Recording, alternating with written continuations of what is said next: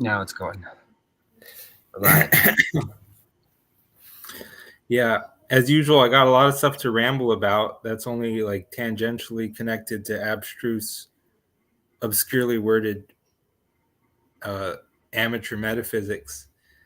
But I know that doesn't, in some circles at least, technically count as communication. Um, but it's a Let's lot hear of it. stuff. Yeah, well, let's get into this. Okay. This is just what I wrote down. Sometimes it's best to just, if I just read what I wrote, even if it's not 100% clear, because it's kind of, to me at least, if only because I wrote it, it's kind of glittering. It's like little facets, just like kind of spark some kind of interest. Okay, here's what I wrote. If we're called to love everyone, how do we love everyone? Every identity is infinitely individual. Love is knowing each identity in its infinite individuality. If I love someone, what are the reasons why I love them? That wherein they are worthy of love, their justification. So, in other words, phenomenologically, just attending to the nature of our experience, when we love someone, that it's like a disclosure of reasons to love them almost. Whatever input you get, it's like it's a bunch of instances of loveliness, and you don't love apart from seeing reasons to love. Almost, your love feels occasioned by something. Okay, that's kind of what we're starting with. But and that's their justification, in a sense, their loveliness, their why that wherein they are worthy of love. It can be that their justification is that God loves them infinitely, but what is that to me? It is I who must love them. X's deeper definition, what is given upon asking what is X rather than taking its meaning at face value. X's deeper definition is negative, for its identity is on its complement. X is not X, but how extensive and knowable does its complement turn out to be?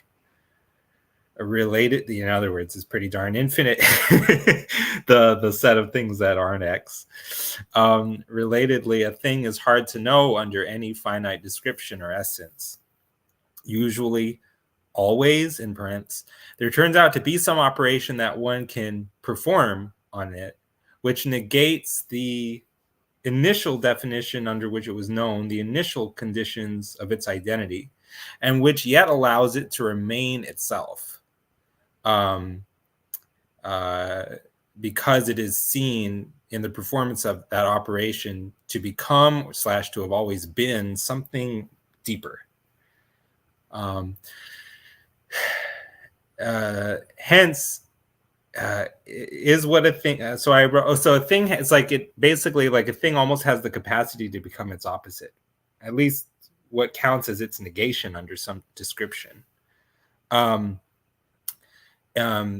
And so this is getting into kind of some of the stuff that Hegel was getting into. I wrote, this is just basically my paraphrase of him almost. Hence, is X defined as the sum of reasons A, B, and C, or is it paradoxically defined as that which is not exhausted by reasons A, B, and C? Which is in other words,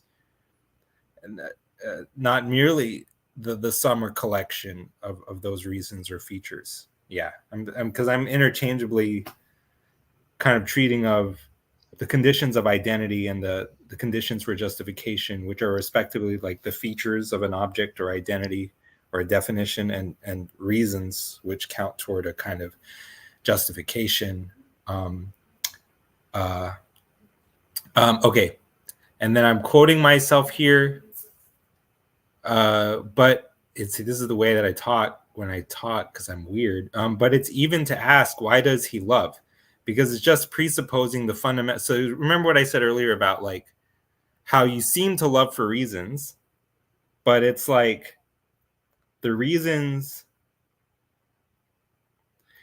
either, they in a sense, whatever initial finite collection of reasons that was first disclosed to you, they run out, but you don't stop loving them. But it's even to ask, why does he love? Because it's just presupposing the fundamental mystery of his own likeness in the beloved. And what does that consist? Whence that likeness? This is like a more original mystery. And so now I just wrote in shorthand, like to get into the nature of love as Droste effect. So what I mean by that is when there's two mirrors facing each other, they're each reflecting each other.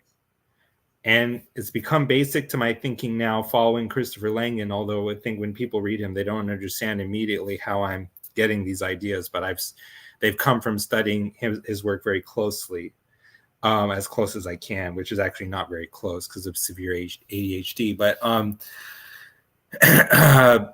there's something in the nature of love, which is a seeing of one's own identity in the beloved / the identity. Wait, what do you mean when you say? What do you mean when you say that the questions the reasons run out when you're loving someone? I'm a bit confused on that. What I mean is that you might see some finite list of reasons in their totality. Mm-hmm. And in that sense, it's already to exhaust the reason or the occasion for love, because when we love someone, it's to the degree that they image the infinite. And the infinite almost has like a technical definition of like, it's both X and not X. Is that which inherently represents the overcoming of some limit. Think of a lovely woman. Her skin is like, she's an integration of differentiated parts, if we're using like this kind of dehumanizing autistic technical language, but she's an integration of differentiated parts, where it's like the skin is smooth, it's without blemish. That is a limit of irregularity that is overcome. It's an absence of irregularity. Both X and not X is symbolically equivalent to neither X nor not X, in a very interesting way, where God can be understood as sort of like everythingness and or nothingness, like the both X and not X, neither X nor not X. In the end, it's like every determination is a negation and vice versa. They all kind of, but okay. So in other words, whenever you sort of see and grasp sort of the reason why someone is lovely, or I mean, you at least, when people fall out of love with people, they get old, right? They lose their novelty. But yet, if love is continuing because it's based on something very deep, then that's what I said, where it's like those at least initial reasons run out, but the love continues. I don't know how good or bad that is as an answer. I have an example of this real quick. There's potato salad. There's like my mom's potato salad, which is great. So like you can have two of the same exact looking potato salad, right? One right next to each other. But for some reason, like, or pretty close, like I could tell which one is my mom's, and I love that one, but I don't know why, and I can't explain it. Or like I can't explain what about the song The Great Gig in the Sky by Pink Floyd. What about that? Why does it make me weep almost every time I hear it? I can't explain that. The qualities are inarticulable, and that is that what you're kind of getting at there? For sure. And what you love in it is, because both X and not X is inherently unknowable. Like, what is it? You can't grasp it. But what you love in it is it's both X and not Xness. And once you grasp that, chances are you'll stop finding it so compelling. But there are things that remain beautiful and compelling despite one's grasping whatever initially stood out to one as inarticulable or so elusive. And so in that way, so much in the nature of the infinite. Think of books that we read and we always find something new and fresh in them. Why do you okay, so I have a question. Have you read The Symposium? No. Okay. Basically, it's the idea that love is a hierarchy, and that we start with lust, we go to attraction, and then we go to love. Um, how do you think about that? Like, why are you thinking of love more or less as continuous infinites instead of a hierarchy of like a hierarchy of time? Like, the more time you spend with these people, you have general things you like them, and it gets more and more focused where you're sort of just liking how they leave the cabinets open. Does that make Well, sense? you see, if you have different kinds of love, then presumably there's something that's grouping them together, right? They have something in common. I would say time, right? Well, no, just in virtue of there all being different species of love, I would think they all have some deeper shared definition of love in common. Is that, do you agree to that or not necessarily? Oh yeah. Yes. Yeah. So it's in whatever deeper conception of love it is that unites them that I'm interested. That unites them. And, as it relates to this hierarchy business, I've been hearing us talk a lot about hierarchy over the last few years, and I recently had this thought about how do you actually experience hierarchy, and because I think when we talk about it as if like the mountain is the highest thing or whatever, whatever's at the highest mountain, as if that's always a fixed thing. But like the way that we actually operate or experience things, let's say phenomenologically, it's not like that. It's like right now what's on the top of my hierarchy is this screen that I'm looking at and talking to you guys about this idea. And so that to me I think is a this is how Sam Harris is getting away with talking the way he is and the weird way he does, how everything's kind of like he says one thing but he means another, and then he says something else completely contradictory. He doesn't really have, it doesn't seem like he has really tight principles that are keeping him in check. But in some way, he's operating in like this weird flow, and I think that's kind of Yeah. more of how hierarchies are. They're not a solid wall or some static thing that is unmovable. They're always moving all the time.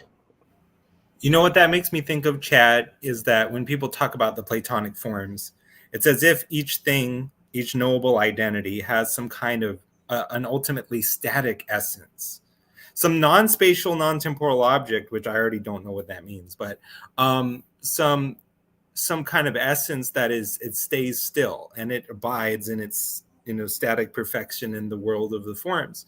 But it's like when I try to know what that essence is, it gives way, and it seems to be a collection of attributes which are themselves other essences, right? And so it seems like in the Platonic world of forms, to me, there's only one form, namely the form of, if you like, no form. Whatever we encounter as things give way and become other things. So, and that's kind of the related idea that what you said kindles in me, Chad, because what you said about hierarchy seems to me related to the question of like Platonic identities. I think in the end, there's only one real form, which is like an essence of no essence almost. Again, both X, not X, neither X nor not X. Do you think that lust is a form of love, or do you think they're separate? I think that's open to definition. I'm not choosy about definitions, but what I would say is that in the erotic kind of attraction that we experience, I'll neutrally resist using the word love, but you can use it if you want. In that kind of erotic attraction, it's not actually mutually exclusive with what Christianity calls agape. The agape is underneath it.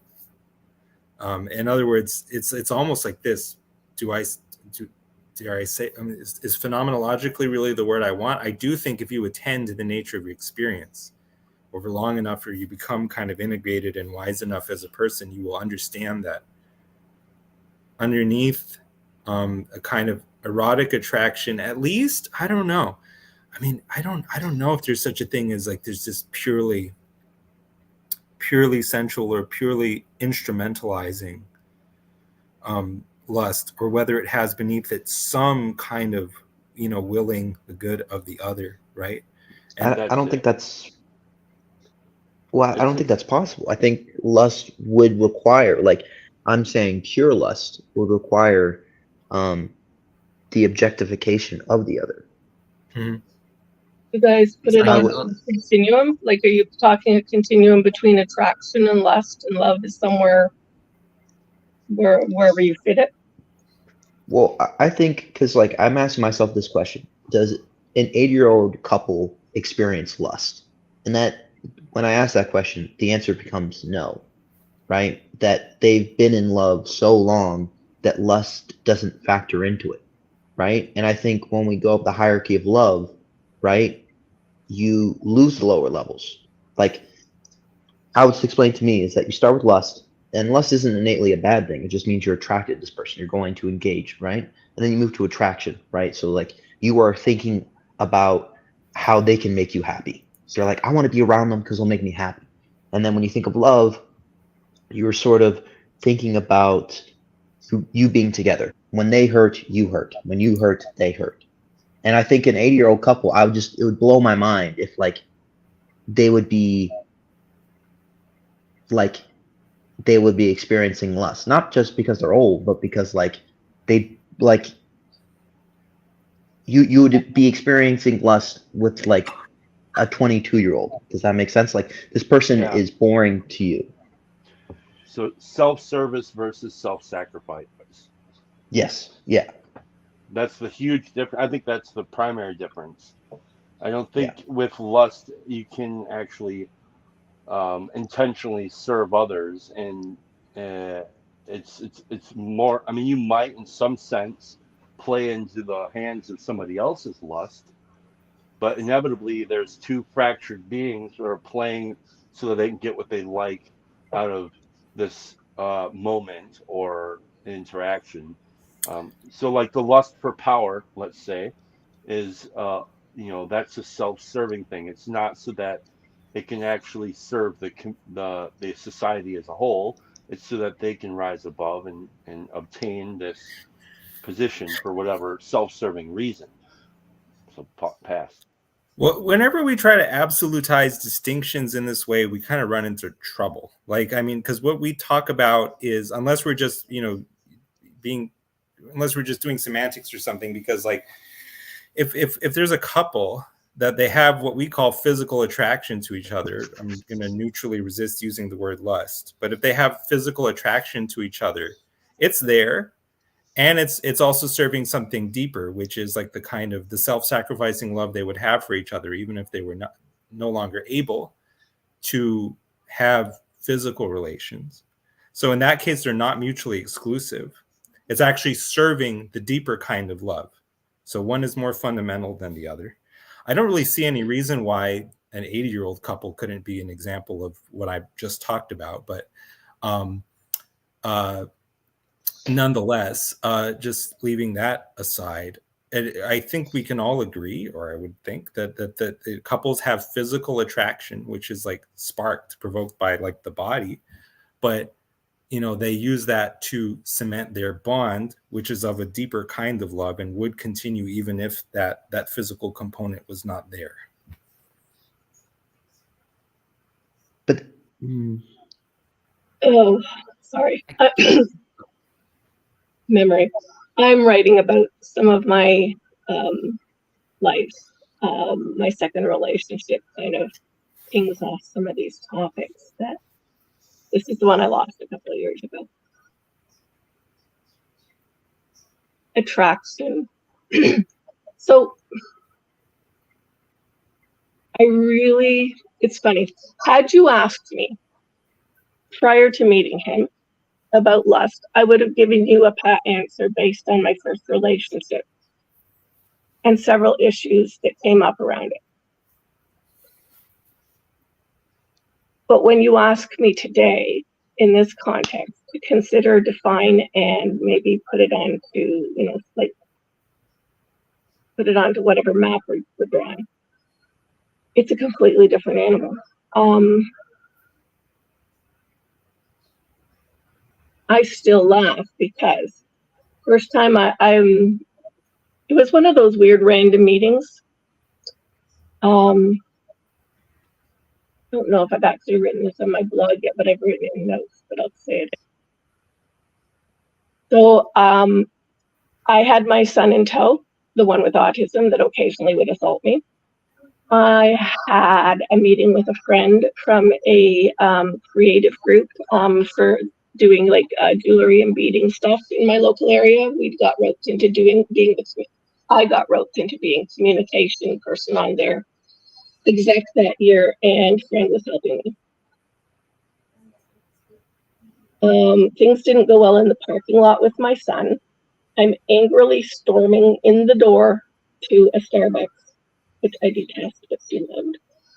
And yeah, my eyes are on the goal. Get to bathroom, don't drop computer, do not burst into tears, and get blood and gut from the parking lot washed off. Go back, find friend, do meeting, go home.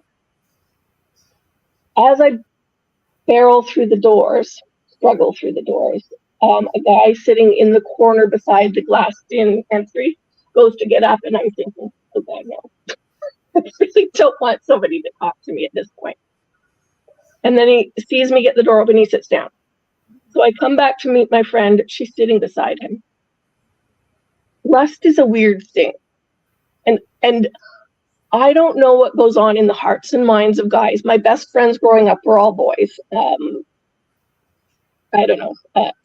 I'll ping this question off, some girls do that. So what he actually said to me was, oh my God, it's you. I thought I wouldn't get to talk to you. I wanted to jump up and help you. You came through the door looking so haggard. I absolutely had to talk to you. And I didn't think I'd get the opportunity. Do not use that as a standard pickup. But there's something in, like, yes, I get lust from the perspective of the typical definition and how it plays out. There's something in me that made me ask, are you on a continuum with attraction? Because whatever went down there fits that continuum and why we were together. Because neither of us was expecting to be with anybody. We were both just out of relationships, and yeah.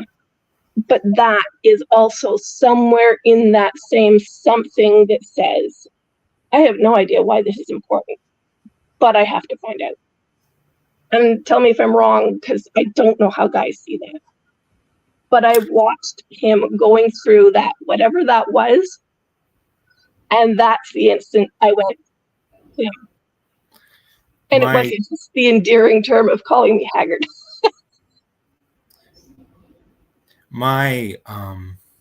Let me see if I understood this correctly. I think what I'm about to say is like my best guess, but I have already the feeling that it's wrong. But are you saying that his appreciating your beauty at your worst caused you to feel attraction toward him, or is that not right? You're not wrong, but not even that. It was watching him fight himself on what the heck was going on. Fight himself what? On what it meant.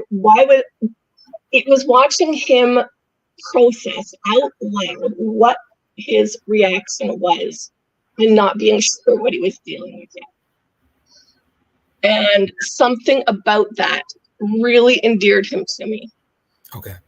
And from there, his aloofness, like his aloof, like stumbly caveman like pickup line there was attractive, is what you're saying? Yeah. To me, and this is one of the weird things that doesn't really help with this conversation, is that it could simply be that would only apply to me because of where I was coming from, where he was coming from. There's that vibe you get with other people. Like my ex used to say, I come from an alcoholic family background. My ex used to say, you could walk into a room with 100 people, there's one alcoholic in it, and you would smell them a mile away. And I was like, that's really But what he was getting at was we perceive other people in specific ways. There's something important about that, and I don't think it's unrelated to a conversation about love and lust. Is it like a shared communion? Is that what you mean? Kind of that too. Like it's yeah. Well, like if you're past, you're saying where you have been and what you've gone through caused you to be attracted or to at least connect with certain other individuals, and so it would mean somewhere in your past and their past you find a commonality or something like that, maybe. A recognition. Kind of. About Okay. Recognition. Some kind of recognition. so like what I understand, like, so it sounds like he was calling you an Al-Anon, basically. So like so what I know about the Al-Anons, which is like the sister program to AA, is like they are often attracted to the alcoholics because they are in some sense, now this might be I'm not trying to be harsh in this characterization, but alcoholics are projects, and we can, like, the Al-Anon can shape the alcoholic, or like attempt to shape the alcoholic in their own image, let's say, because it's like, well, we hear this trope all the time where women like to have a project, a man that they can work on and make into a, into the man that they want. It's like, good luck with that, but it's still, they like the challenge. That was discussion in rule 1. No fixing. We actually both came out of difficult and abusive backgrounds, so it was like looking. Somebody earlier talked about mirrors, I think, or that was in a chat I was in, maybe. Yeah, in some respect, it was like seeing myself in somebody else. With that, what Cal just said, I mean, what Chad just said, does that kind of relate to your original idea, where like that was what my the alcoholic is kind of a project, or with the alcoholic being kind of a project, it's kind of, there's potentiality there, which is kind of a infinity. No, that was something my ex used to say about my level of sensitivity to things and people. If anything, that would have applied to first marriage. Being young, stupid, and unprepared, and pretty much alone, away from family. So, yeah. But no, not this one. I got warned about whether or not there was, I suppose there was the potential there for that. I think that's what he had been through in the past. A lot of fixing. That's something I didn't want to do because of personal experience in that area. So it wasn't the attraction component, no. That might have been part of the discussion, but no, I just was talking about an example of how somebody has our attention, what it looks like or feels like, and the fact that it can be, it's not just your typical, oh, that person's beautiful, and it's something else.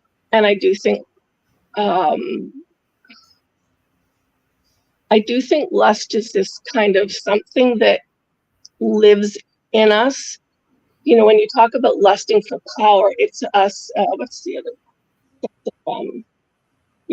having a high reach, reaching for something beyond yourself. An element of that too. I'm probably talking too much. I have another question to see if I have, because my first attempt to understand was not correct. I want to see if I understand with this. Is it because are you saying that there's something about knowing that you are the object of someone else's attention that makes you attracted to the person who's like attracted to you, basically? Or is that still not right? He asked me that. in the terms of, was it just that I paid attention to you, or do you actually like me? So no, I actually liked him. So, however, that's your question. This is very interesting because you know, we all have a primal attraction toward God, but I think one of the things that makes God God is that God has a kind of primal love and understanding for us, and an understanding of who we are. We were made. We understand on a very deep level that, well, even if we pretend otherwise, I think on the deepest level we understand, or at least hope, that we're worthy of infinite love. And so, from whatever direction we sense that coming, there's almost like that's triggering the sort of God identification, alarm system almost, because God is. God is. I mean, I'm increasingly coming to think that there's no word in God except yes. Or in other words, He always see what I was going to say. That would make my thought make more sense. Was that love is an instance of seeing oneself in the beloved in a certain sense. There's a certain sense in which love is a seeing of one's own identity in the beloved, and I'll expand on that. But I'm going to listen. I might be. oh well, but I wanted to say in regard to the present example, God's identity is so broad that he cannot but see it in any other person. So there's the sense in which God is, in therapy speak, like unconditional positive regard, because his identity is so infinite that it cannot but be. Do I want to say imaged in in anything? That I guess that'll do for now. In my notes, I had the nature. I wrote just in shorthand, like the nature of love as a Droste effect. So so if you have two mirrors facing each other, then you have like infinite mirrors both directions. Oh yes. That's a Droste effect. And so if love is a seeing of one's own identity in the other, and two parties love each other so that they're each seeing their identity in the other, there's this kind of infinite two-way reflection. But then it's also this, like, it's like if what is it? See, again, the question is always like, what is it that I love in you? Is it that you love me? Who I love is you, and who you are is someone who loves me, and who I am is someone who loves you. And it's kind of hard to see. It's like, in other words, each one is seeing their identity in the other, but their identities are interdefined. So what is the kind of the shared likeness that each one is perceiving? A little different between us and God, and between us and other people, because we build those relationships differently. I can't hear. Sorry. Oh, sorry. Hang on. I don't know if that matters. It is what you said, but is the fact that we relate to God and then we relate to other people, those, I see those as being built differently by nature of who God is versus who I am, to me, or I am to him, versus who I am to some other person, because of the knowing and stuff. Unless God is himself some like especially large person among persons out there, it would seem that every instance of relating to someone else is an instance basically of relating to God, or of it's he's going to be imaged in in that, you know, sort of two-way mutual imaging of any two people. It's not like God is like this person among persons out there who's like, I can relate to God now instead of to Sandy, because you know what I'm saying. There's something there about God. Now I know Chad had a question. Do you guys? Well, maybe not all you guys watch PVK, but um, several months ago he had this dude on who one of the people that does the marriage crisis videos. I can't remember his name, but it was just a one-on-one between him and Paul, and he has this story about an article, something about man. Look, I don't remember the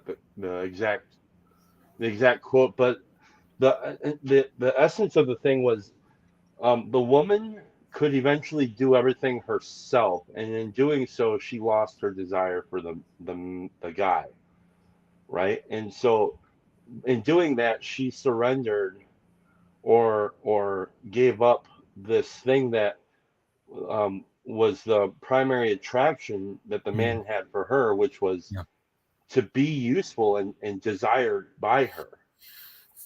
And that Right. I really related to. It's like I love that my wife desires that I do the lawn. Right. I mean, like, it's not that I do the lawn. It's like that I participate with her in our communion with each other and with God. And I think that this is um, when you're resentful and closed off from God, like I was. I couldn't desire God because I didn't believe that God would desire me. Um, and I would rail against anybody who would say otherwise. But it was only when I was able to see differently and the desire was there where I could that two-way, that mirroring of desire, which is the actual root of the word desire, means something given by God. Um, so I think desire has a lot to do with this is mutual being desired and wanting to express desire. They are inseparable. Otherwise, maybe it's then just, I don't know. I'm fumbling there, but there's something there. I really agree with that. So you're talking about like the desire to be desired as something that we it's in the deepest level of our being, whether we verbally articulate it in our theology or not.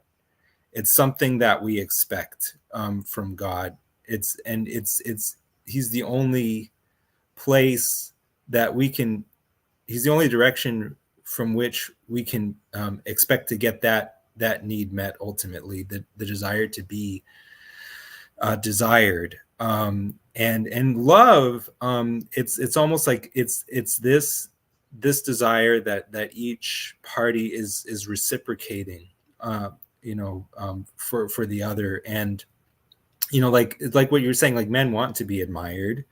And when you're saying that when the woman found that she could do everything herself, she no longer found the man desirable, because like I said, there's something about desire where what is desired is desirable to the extent that it images the infinite and in that way represents the overcoming of some limit. In this example, the limit was the limit of her not being able to do certain things for herself. Those things that she could not do, he could do. He was desirable to the extent that he could do them.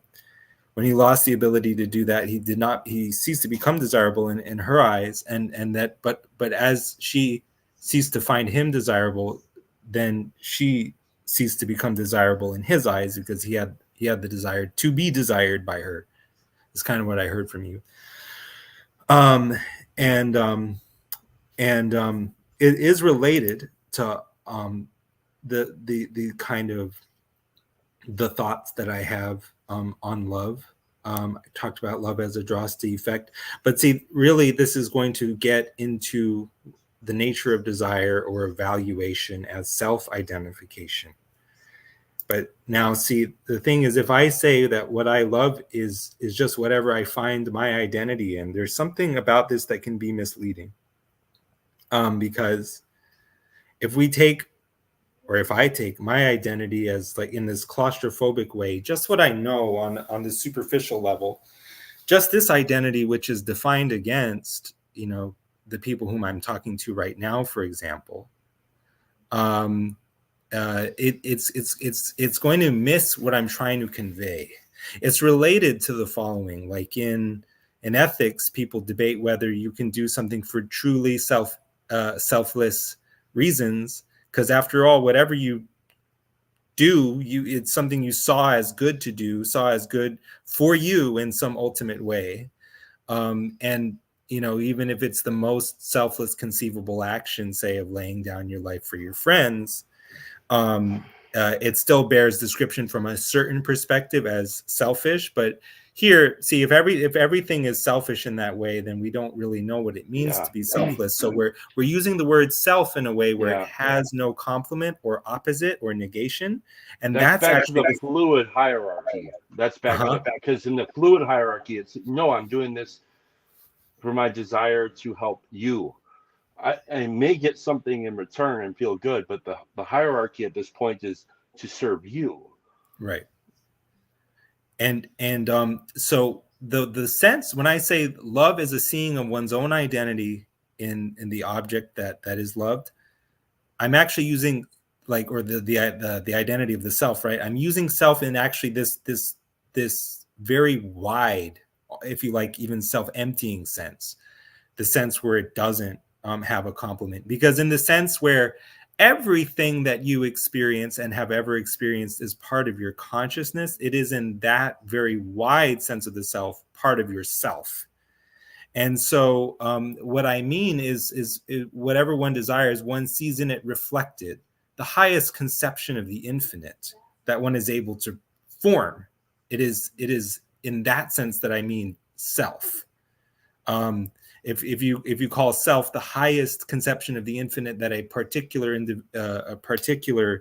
self has been able to form within the limited confines of its identity, if you call that self, then that's actually how I mean it. But you see, it's used in such a wide sense that it's actually blurring the lines between self and other. It's actually at that kind of ineffable horizon line between the self and God, who is the capital O other.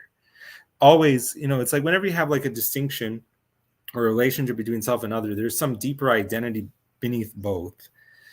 And so when we have the equation self and God, God is not really just one term in that equation so much as he is in a deeper sense the entire equation, or that which is he who is beneath both the self and this notional God who is other than the self, or who is entirely other than the self, something like this. And Luke is asking questions, but my trolling instincts are sensing that he thinks it's really the divine person. What's good for the self is good for everything related to the self. All thing. Luke, get yourself in this live stream right now before I show you the meaning of the phrase the wrath of God. Anyway, let me see. So the nature of love is self-identification. So we say God, the ultimate reality, is love. But it's almost like, see, love admits of it actually admits of a reduction. In other words, I think there's an even more kind of precise or fine-grained way one can understand it. Yes, but it also admits of an unobtainable notion too, because it's something that is it's like there's no heights to it, so therefore it's always ever expanding, and so like once you can reach like right to it, but then boom, it's already pushing off further than you can actually ever reach, which this is why I think love is actually inconceivable in some sense. Well, for sure. I mean, what I'm saying is that there's a almost like this more precise verbal description, that, that you can apply to love, and to like know like what it's about. It's basically like I wrote here, a primal self-identification operation, and that's certainly what I learned from Chris Langan. Well, Chris Langan, a non-academic philosopher, theorizing about the nature of ultimate reality, you know, sort of basic to what he calls, interestingly, reality theory, because it's a funny phrase, because it's like reality is often opposed to theory, and yet for anything to be real, it's like if it's completely incomprehensible or inexperienceable in principle, that's almost like what it means for something to not be real. Whatever can never be experienced or known, or correspond to anything in one's experience. Like that's like if that's also real, then what does it mean for something to not be real? But that's how we experience reality, because like I have a video coming out at 11:11 today, this morning.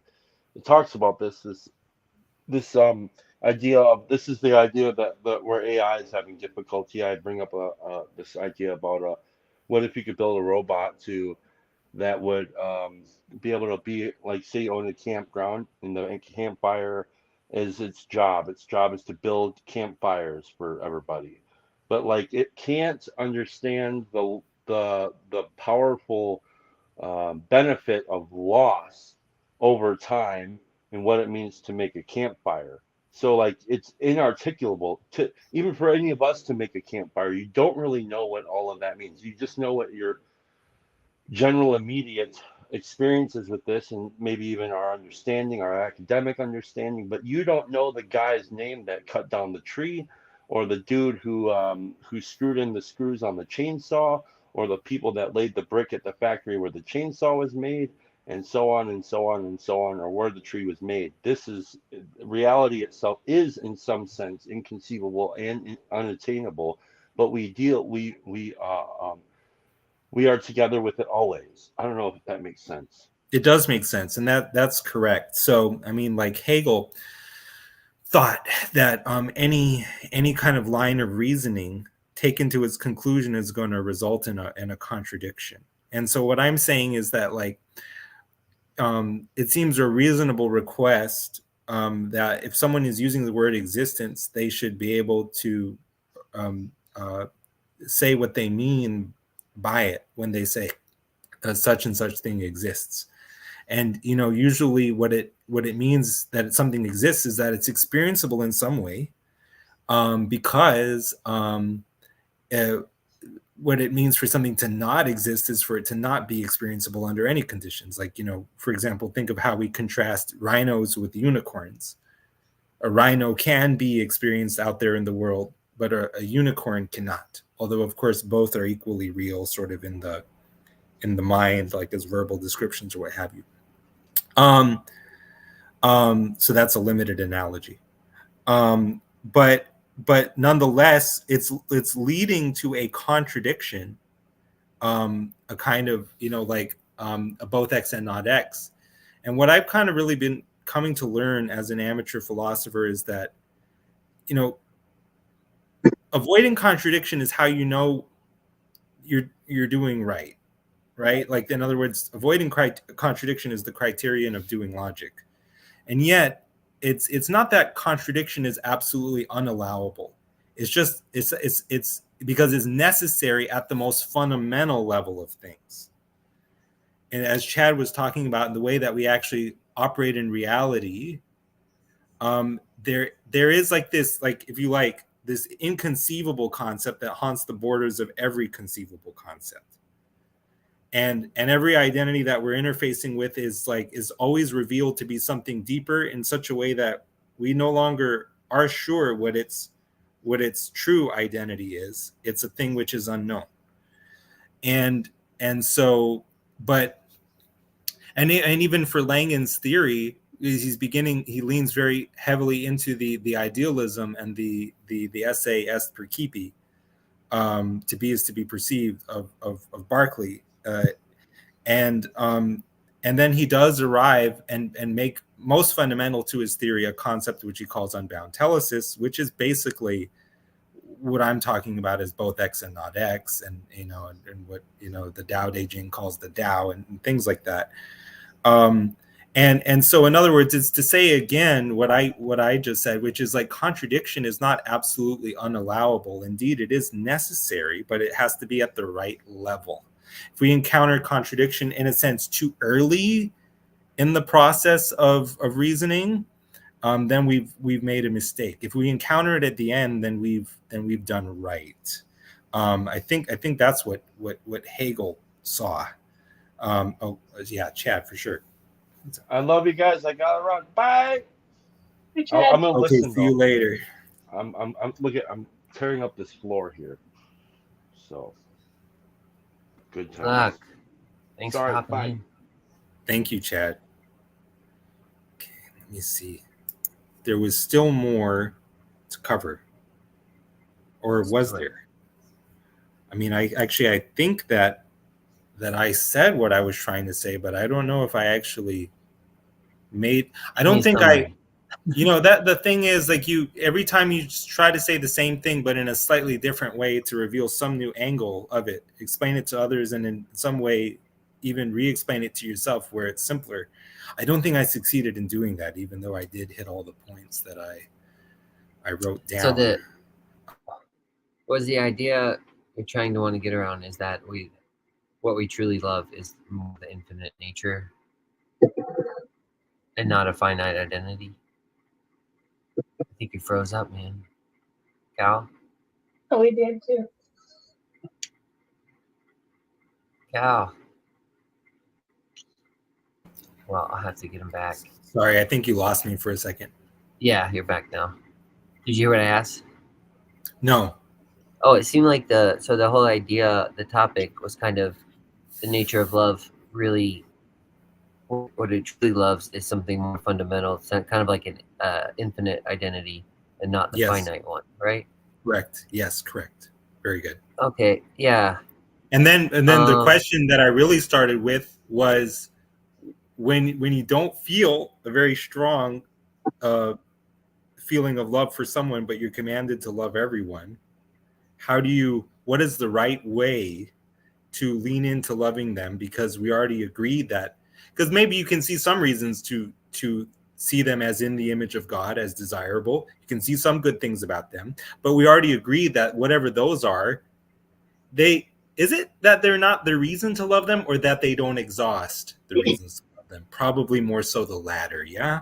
So maybe it's okay to lean into what you do see as desirable about them.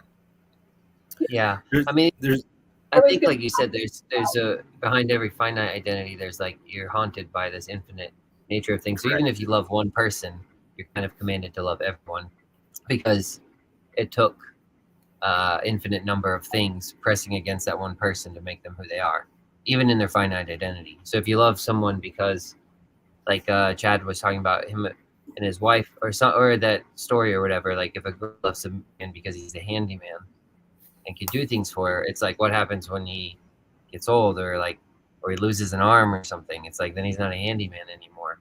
But even if you love that finite identity of someone being a handyman, it's like, well, then you have to love their father that trained them in all that ways. You got to love their mother, and it's just you really have to love everyone. But then, like I said, you almost have to. There's a love that's deeper than that because we're changeable. And like I said, you can't. If you love just one finite identity, what happens when that person changes? Or like the mother maiden crone. It's like you love a maiden. What happens when she becomes a mother? It's like she's not a maiden anymore. And then when she's a crone in her old age, it's like, you still gonna love her then when she's old? Yeah, so there's this, but I think that's the correct nature of love because you have to.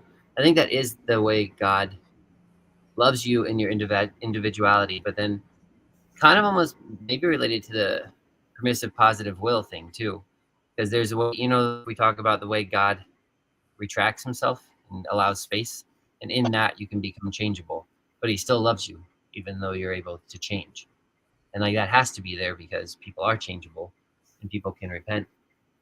But he loves you in your particularity also. But those particularities are finite and they change over time. I don't know. This gets into I could open a can of worms here, but I don't know that I want to go that route. The cans, not the worms. Oh wait, I so sense you Sandy guys say wanted to first. say something. Yeah, go. Sorry. I was Like that well, off. and Jason's last comment kind of emphasizes what I was going to ask, which is kind of so you're talking about love, and I keep thinking back to Jacob's comments on how often there's people and Christians talk about love. I don't know if it's something happening to your audio or if it can be overcome by you just talking louder. Yeah, it's very hard to understand what you're. Let me see. My battery's low. Could that be it? I don't know. It gets better if you talk louder, though. Okay. Yeah. So my my question was just when you were talking about, let's circle back to love, just before the last technical explanation, and then Jason's talking about love again, but it has that quality of like, not all love is like a love between a couple. But when we're talking about love, I feel like we sometimes relate it that way simply because church runs on that whole bridegroom, like anyway. At one point before I dropped out, you were talking about something I was going to say in terms of God's love isn't just the positive stuff. It also contains that place where Jason was saying about, like God pulling back, leaving space. To me, that's a very important component of love, but so is actually telling off our mates at times. And that sounds contradictory to what we perceive of as love. But actually, and I don't mean being mean to them. So my most recent relationship, he absolutely loved watching the news. He had several jobs, one of which was driving cab. When the news would come on, if he was talking to me, he would get stressed out because he is following the approved of norms of not cutting me off, being rude, any of those things. But I would watch stress levels increase.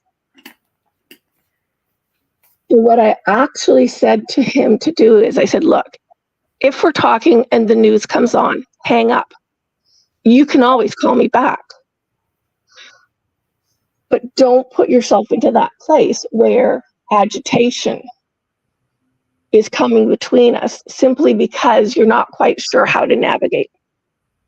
So please hang up, listen to the 5 minutes of news, and call me back. To me, a lot of people wouldn't see love as a place where you deny or take something away from somebody. But when you were talking about the mirrors, and then you were talking in that long about the person you were referencing and why you were talking about this, and I didn't understand all the language. But basically,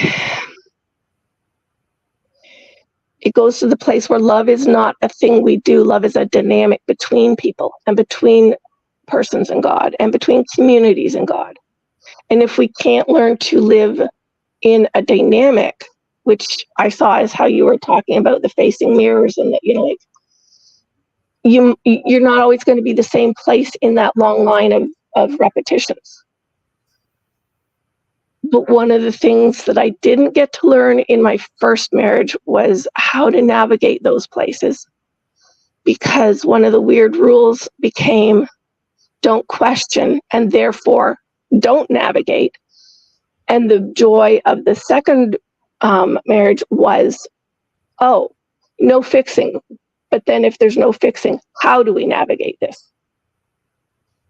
And that's kind of what I was hearing, but wanted to clarify, because if we're just talking about love in the standard definition given by most, then that doesn't really work. But I think it should.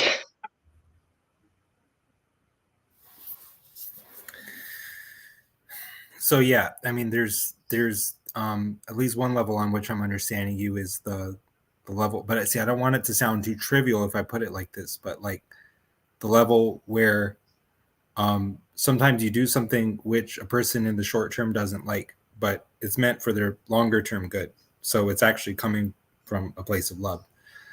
And I mean, I think there's a certain, in a way, you'd be hard pressed to find anyone who did not already see that as built into the definition of love at some level. For example, if the person who you love is having a really fun time skipping along the cliffside, but you know that they're about to fall into the ocean or something, is not loving to not interrupt their fun, etc. And everyone knows that. But you know, when it comes to navigating the like the tensions and the conflicts of a live relationship, and it's not even always clear who's right, who's wrong, what course of action will lead to the other person being best off in, you know, over the longest of time frames. You know, that's obviously, it gets hard to see what's coming from a place of love, what's coming from a place of ego. And it takes a very big kind of love to be able to tell someone that they can hang up on you when they're, you know, at their discretion, basically, because a lot of people would not ever want to be hung up on. You know, that's like a thing that their love could not abide. There's, I'm sorry, I can't. I have my weird wisdom moments. And I mean, so when Jesus said that, you know, in the end times, for example, most people's love will grow cold. He seems to be talking about limits on love. I'm aware of the father of the mass shooter, Adam Lanza, who in an interview for the New Yorker by the interviewer Andrew Solomon, who said that it's taken me a long time to realize this. But there's no longer any doubt in my mind. I wish that my son had never been born. So it seems that the limits of his love have been exceeded. And yet, I mean, again, this is where I, you know, in Christianity, you talk about death and resurrection. The Father on the other side of the resurrection, I don't know if there are any limits to his love. Although, of course, if you have a theology that is based around God just unconditionally forever consigning people to damnation, and there's no hope of redemption in principle from that, I get why you can understand why some loves are to be forever cauterized. And it does make of certain people's lives, at least as far as any earthly wisdom can make sense of things, it just makes them look like an abortion. A should not have been, a misstep. On whose part ultimately? Well, who's the architect of providence? Anyway, it looks like that. And then, of course, you just get the pious chorus of mystery, don't use your brain, don't try to understand it. But at the same time, Jesus did say, love the Lord your God with all your heart, soul, and mind. He didn't just conveniently leave out the last word. So it gets, it gets tricky as far as, all the debates and stuff go. But, really, I would say from when I was a younger person, I had a very severe personality disturbance and kind of mental illness, which in retrospect at least could be mistaken for the prodromal phase of schizophrenia. And I had an iciness over my heart, and I was so numb that I couldn't even tell that I was numb. Like if you're asleep and you're dreaming, you think you're awake, but the parts of your brain that are supposed to tell if you're awake or not are themselves asleep. So in a similar way, I was numb to my own numbness. And then something happened that broke the ice in my heart. And I realized that I did love all the people for whom I thought my heart had grown cold. I realized that emotions and feelings are different, that you cannot always feel what is there.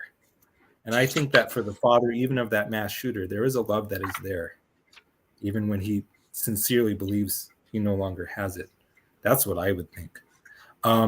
Knowing what I think I know of God, the ultimate reality, the ultimate medium beneath all distinctions. But, that's obviously incredibly controversial. I already managed to stick my foot in my mouth one time in this discussion where I seem to use the word autistic as a pejorative. I, too, have a child with autism. I myself probably have autism, or at least it's been floated many times. Whether in my case I am autistic or just part of some broader autistic phenotype, first of all, I don't really care. But second of all, it's almost like tomato at this point, because if you get mistaken enough times for the genuine thing, it starts to become decreasingly relevant whether or not you are that thing. If it looks like a duck and talks like a duck, etc. So, but yeah, no, I hope that people, I see, at some point, I guess you got to just be unafraid. Just be who you are. Speak what is inside you. And if that's Satan, which has the unconditional will to negate your identity, when we judge someone out of the image, there's nothing about them that is godlike or desirable. What use do you have for them? There is none. They're taking up space. You destroy it to make straight the way of the Lord, of the God that you can see. Smooth out the irregularities by getting rid of this person. You kill. You kill with words. Whoever calls his brother an idiot has committed murder in his heart. And what that means is if you kill your brother like that, it can only be because from you they hoped for the same kind of validation that they hope from God. They hope to get from God. So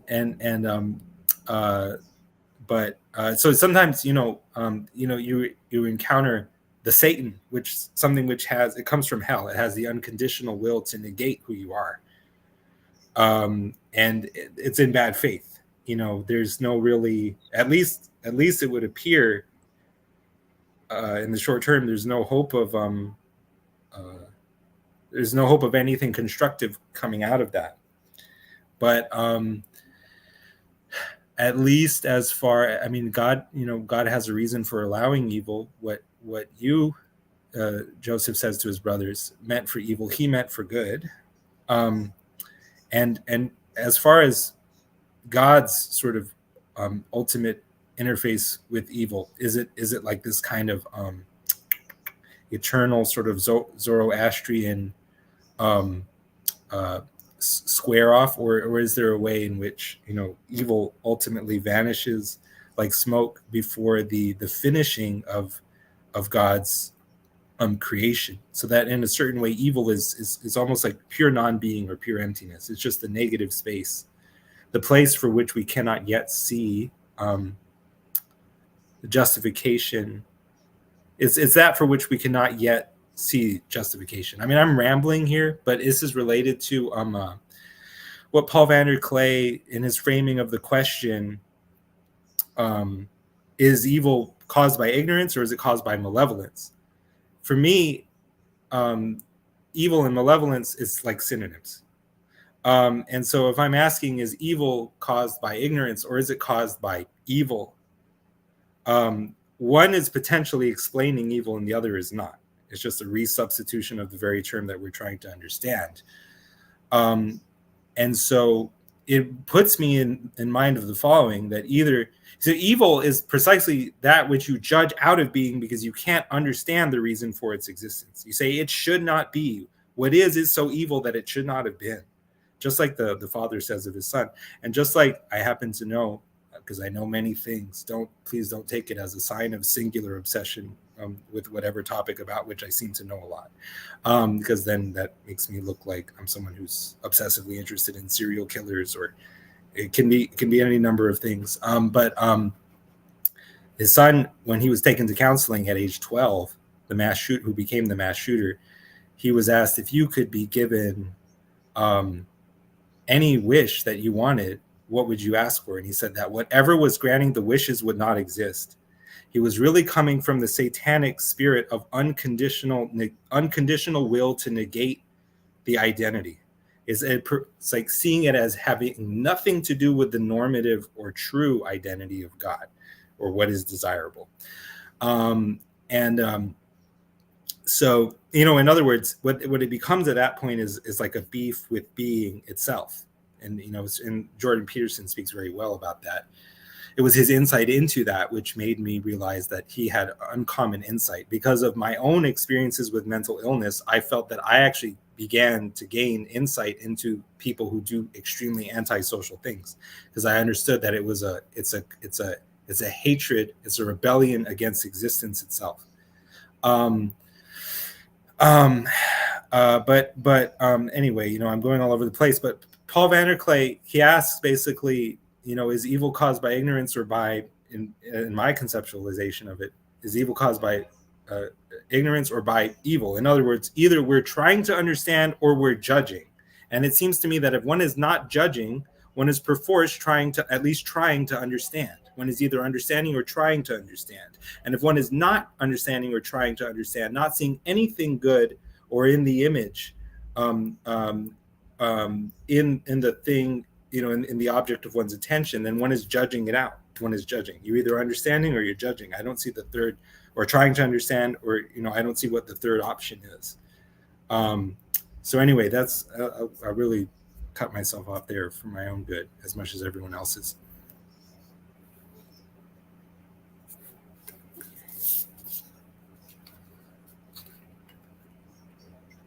I don't know. I had we kind of bounced around now. I went to grab a book earlier because it seemed like it was kind of related, but I don't know if it's related anymore.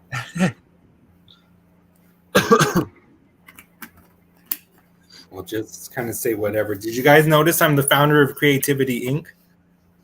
Yeah, what does that mean? Enterprising entrepreneur. Well, when I was waiting in the lobby, it said, this is where you put your title. For example, founder of Creativity Inc. And I thought, well, I'm Mr. Cool, man.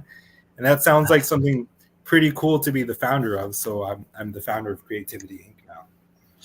Well, I can read some of this and just see what you want to, any thoughts bounce off from there.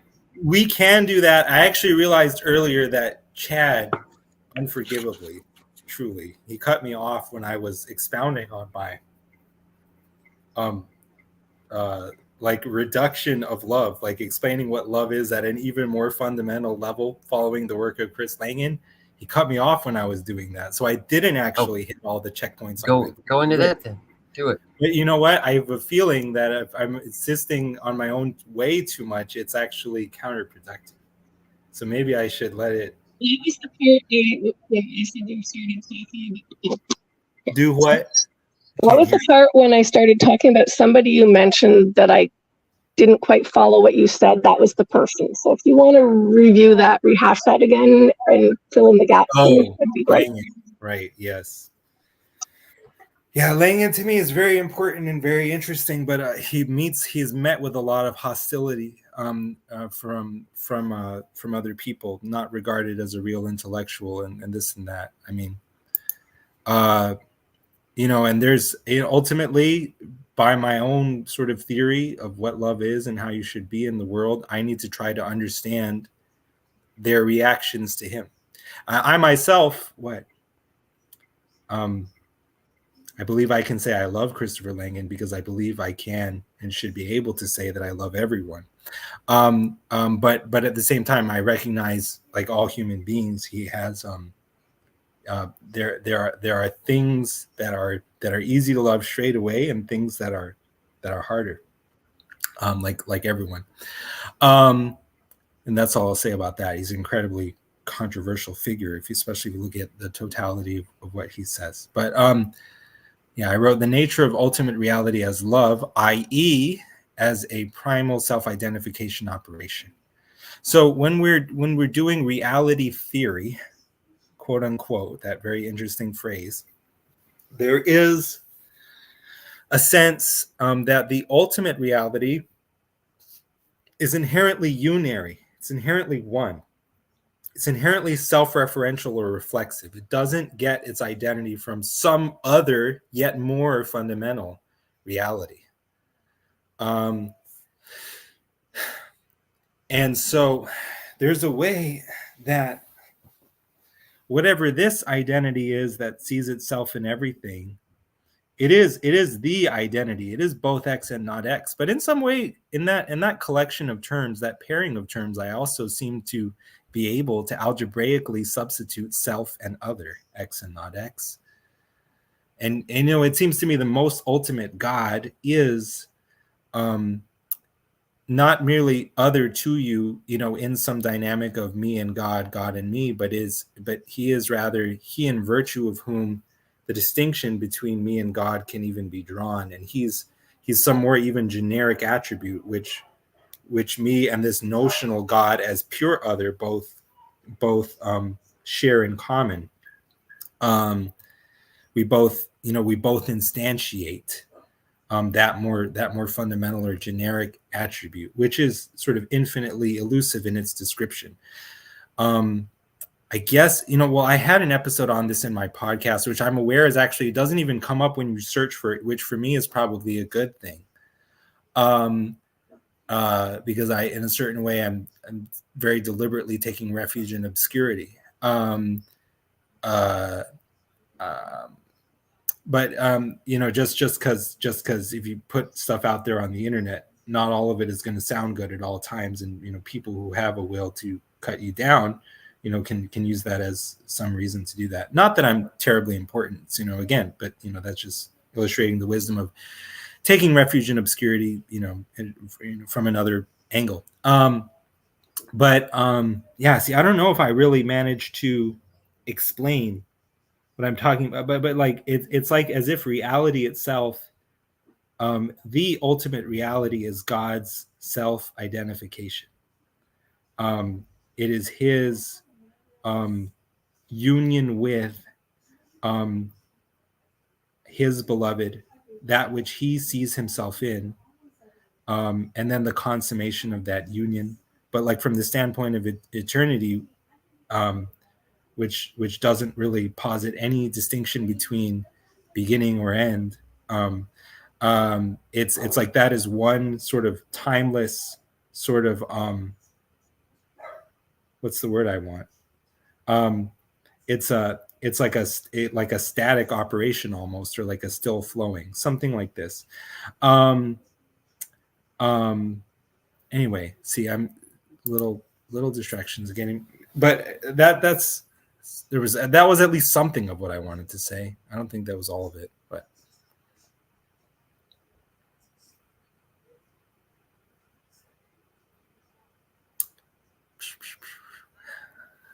all right. I don't know. Sorry, long pause.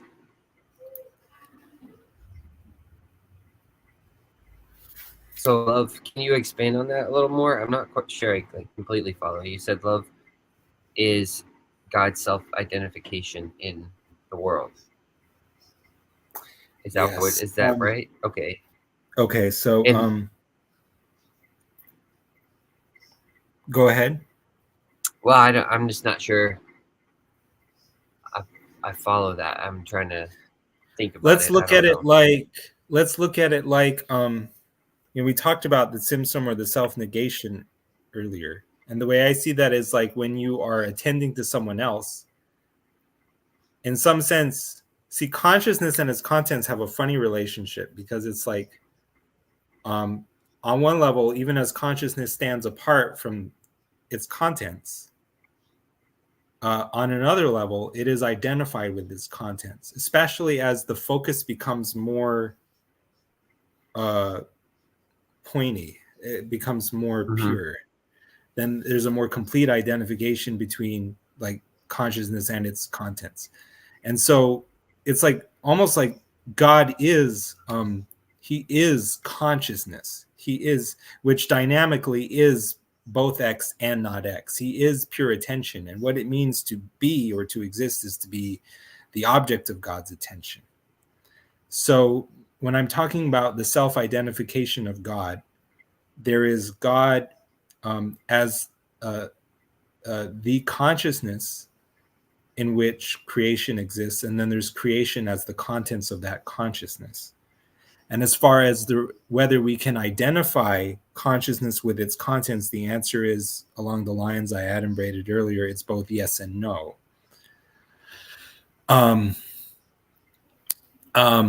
So, but there's at least a sense of identification that is possible between consciousness and its contents, or between God and his creation. Because if there is nothing before his attention other than his creation, his beloved, then it's like what else is there to his identity? Now, let me see. There's funny stuff you can get into here, which is like the relationship between God and his creation. It's like the relationship between the one and the all. Properly, the one is it's like complete unity. So if I have the one and the all, the one is not a separate term apart from it, but it's both the one and the all. But then if ever I discriminate a kind of discriminable identity, that it has something finite about it, that it can be grasped and represented in some knowable way, then that seems to presuppose that it has a not-X or complement against which it is defined. So I almost think that at the point where God and his creation achieve a apocastatic union, that is the point in which a new creation comes into being. In other words, you have the discrimination of a coherent identity.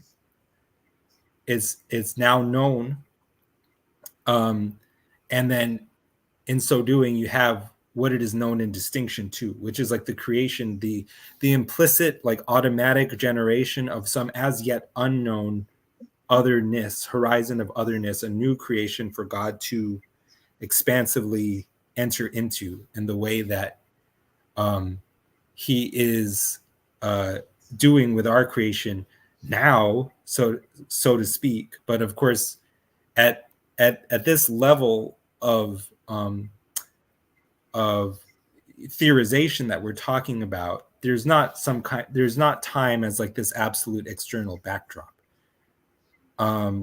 Time, what we think of as time, is more so relativized to the operations of consciousness. And it's kind of like you're asking, like, what is God thinking about, like, after, like, what is God thinking about when he's not thinking about, like, that thing? It's like, you know, if, like, after the present moment, which is all that there is, kind of thing. It's like, it's not really an allowable expression. And yet in the infinite God, it's like, the logical impossibilities are possible, but as it were, dynamically. A thing is not both itself and its opposite at the same time, but that's sort of like what the time is for, so to speak. And there's also a way that time is almost like can I use this word, retro imposed? It's projected backward retrospectively in the act of understanding.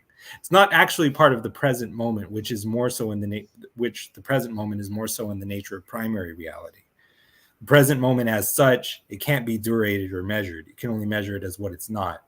Because if you measure it and give it, it's like a spatializing of what is properly temporal. If you give it measurement and extension, then it's only as like the past, which is not what it is. The present is like, it's just like true reality. It's really, seems to me, for many kind of intuitive reasons, convertible ultimately with God himself and with God's eternity. It's like every moment really, like, as what it is like the unmediated experience of the infinite. And like every moment is the beatific vision. Like, it's in Catholic theology, in the end, you finally see God face to face. And is it your vision of him or is it his vision of you? The answer is yes. But it seems to me like it has to be that way every moment, in order for in order for being to be and for God to be who he is. But anyway, so that's very kind of, I just go off sideways, carry him around like a pinball. So I don't know, man. I don't know. There's a lot of, like I said, I haven't been feeling well. I'm sorry. I don't think I can keep up. There's a lot of thoughts like out here I can't quite get at to pull them all together. See how they're related. When you're talking, I'll have a thought, and I'm like, I think I can relate it, and I think I can tie it together, and then, I don't know. No, I get it. That's where I am most of the time. I'm sort of there today, but I'm sort of not. Just kind of halfway okay, hanging in there. So, yeah. I don't know. I kind of got lost on the time thing. I was tracking, and then, or I think I was tracking. You're talking about God imaging. We were first talking about love, and the God imaging himself in the creation and things like that in the consciousness and its contents. But then when I went into the time aspect, I got lost, to be honest. I'm not sure well, with that. I mean, I'm definitely well, first of all, I'm already a poser because I'm posing like a philosopher, and that's not my job. But I would be more of a poser if I pretended to understand things like time and what I'm talking about, because nobody really understands the relationship between time and eternity. As far as I can tell, the thing is, the infinite necessarily makes reference to itself. It's like a fallacy to use a word to define a word. It's like obscurum per obscurius, the obscure by means of the obscure. If I use a word to define a word, I'm not really explaining it. But when it comes to the infinite, it's the ultimate reality. It doesn't have any more fundamental reality that it can point to in order to explain itself. That's why God, when he's with Moses, says, I am that I am. It's a tautology. It seems to me everything that is God, that is convertible with God, is ultimately that way, where you have to use a word to define a word to say what it is. So the infinite is the relationship between the finite and the infinite. Eternity is the relationship between time and eternity. So I was going to say, no one understands the relationship between time and eternity, which, as far as I can tell, is just what eternity is anyway. It's this inherently reflexive thing. Like what I'm talking about, like when I say, like, you have you and some notional God who is entirely other to you. And then underneath both, in order to enable the relationship, you have the real God who is not separate from you or that third term, but he's like wholly instantiated in both. Just like a Honda Civic and a Honda Accord are both wholly Hondas, you see. Sorry, I don't know if I'm breaking up or not. No, you're not. I think I'm tracking. I'm just trying to think of other terms to put that in. I don't know. I mean, I think because I think we've talked about it before. God is kind of, or I don't know that you say I don't know the right language for it, but kind of like the Father, Son, and the Holy Spirit, or something like that. Like if the Holy Spirit is what the thing between the Father and the Son, it's kind of like that's more under God. Yeah, I don't know if that's the right way to say it, but the thing binds the two together. Under. Yeah, like normal theology is like putting the Holy Spirit as a third term beneath the Father and the Son. And then it's like what it makes a fourth thing more fundamental than the three. But to my way of thinking, the more primal and simple way to do it is you have 1, 2, and that is implicitly the third is more fundamental. And so, but if I were to take any of the two members of the Trinity, the third would be that in virtue of whom those two are related. So if I had Son and Spirit, then maybe it's the Father who's underneath both of those. Uh-oh. But that would be the way that I tend to look at it. But the thing is that I'm very unashamedly not a Christian theologian. Why? Because I don't understand Christianity in a fluid way where I can reason from premises to their conclusion. I understand someone like Langan in a way where, like, okay, these terms, these definitions convert and interoperate, and they amount to this, which turns into that, and I can do that. and I sort of use that to try to understand what I can of something which is held to be unknowable, like Christian theology. You see, because in Christian theology, very often you're just told that this you cannot understand. Yeah. So don't try to understand Oh, it. I should give that disclaimer too. Jacob does not agree with the Oh, Trinity. yeah. So now that Right. one came up. Yeah. Right. I brought it up. It's my fault. But and does not, and does not I agree idolize with you. It doesn't make sense though. in the way Yeah, that Zionism problematically for him represents the idolization of, or at least certain forms of Zionism. I'm not sure his exact view, but there's another disclaimer like that too, right? Yep. There's probably multiple disclaimers. I just the overall general one that says he probably won't agree with a lot of stuff that's said right now. I forgot to do that at the beginning of this one though. Yeah. I'm going to sign off because my battery is almost dead and I have some other writing stuff to do. Been fun chatting with you guys. Thank you. I'll keep listening. Well, thank you so much. Thank you. Yeah, I might have to go soon too here. I still have to finish work, but so I haven't been very I don't know, helpful or even participate. I feel like I haven't done much in this. Add much to this conversation. I'm gonna say bye, Jason, and bye. I'm sorry. Nice to see you. Bye. It's nice to see you again. Great day. Oh, I was joined.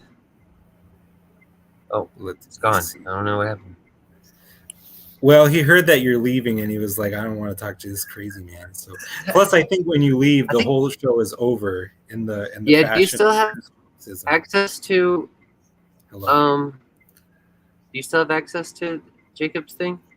No, but you know what? We can let it go because I can just let you go, or we can. Josh, if you wanted to say something, we can yield the floor to you for a few minutes or however long, and then I was just tuning in, and I kind of caught you guys midway through a thought there, and I believe what you guys were saying was that with Christianity, it doesn't really make sense.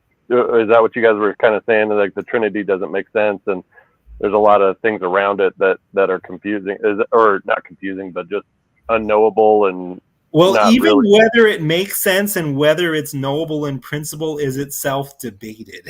It's at that level. I would tend to think that you can know it, and it does make sense if it's true and real. And I think there are ways of understanding it where you can and it does, but not everyone would agree with me on that. And a lot of people.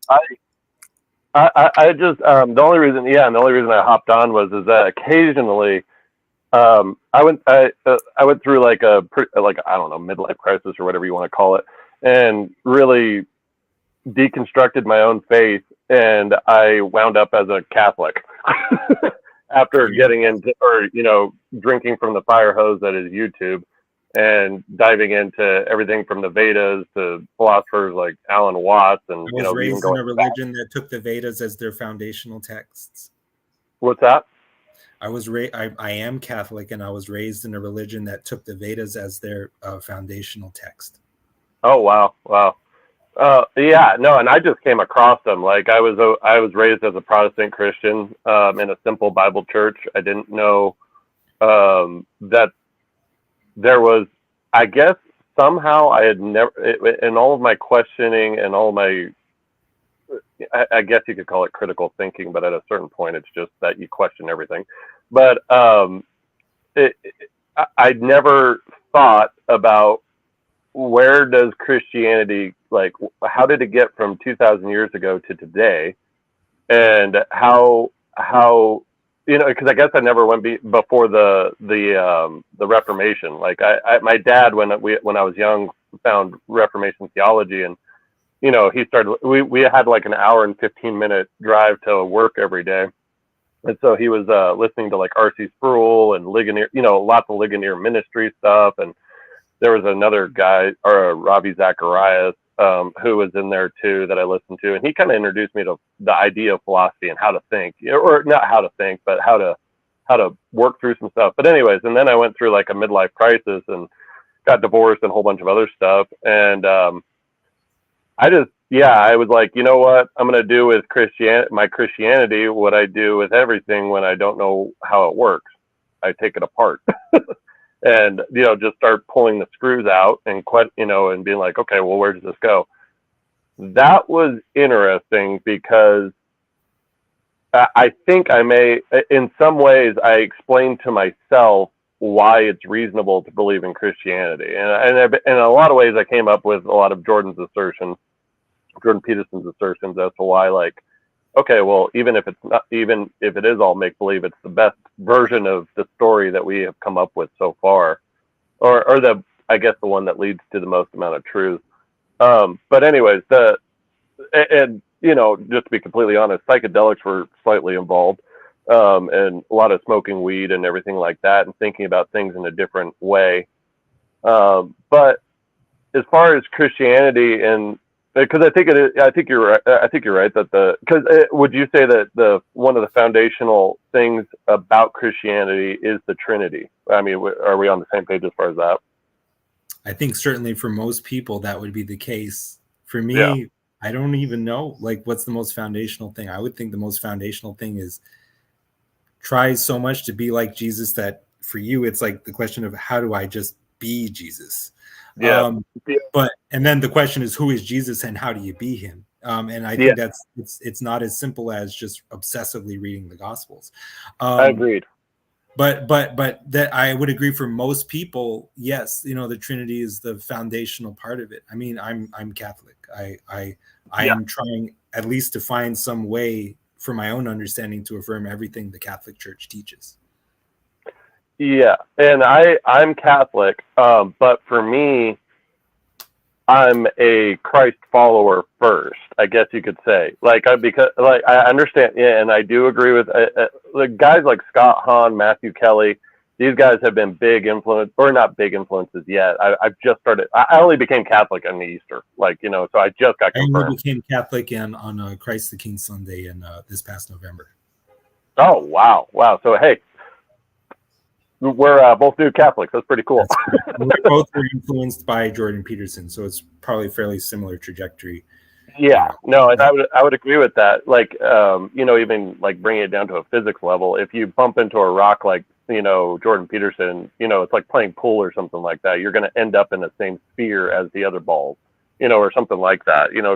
So I think the word you use there, trajectory, I could definitely wrap my head around that as to how that would happen. But now, since we've gotten here, can we remember our steps? It's like hunting in the woods or something like that. Can we remember how we got here so that we can kind of explain it somewhat to other people? That's kind of been and I agree with you. I don't know if we agree yet, but I've gotten way away from theology as far as like what I used to listen to, what I was constantly putting in my ear, things like that. I relate to that a lot too. Yeah, I relate to that. And I also relate to for me, the use of psychedelics was, I won't say, because the thing is, after the psychedelics, I didn't believe in God.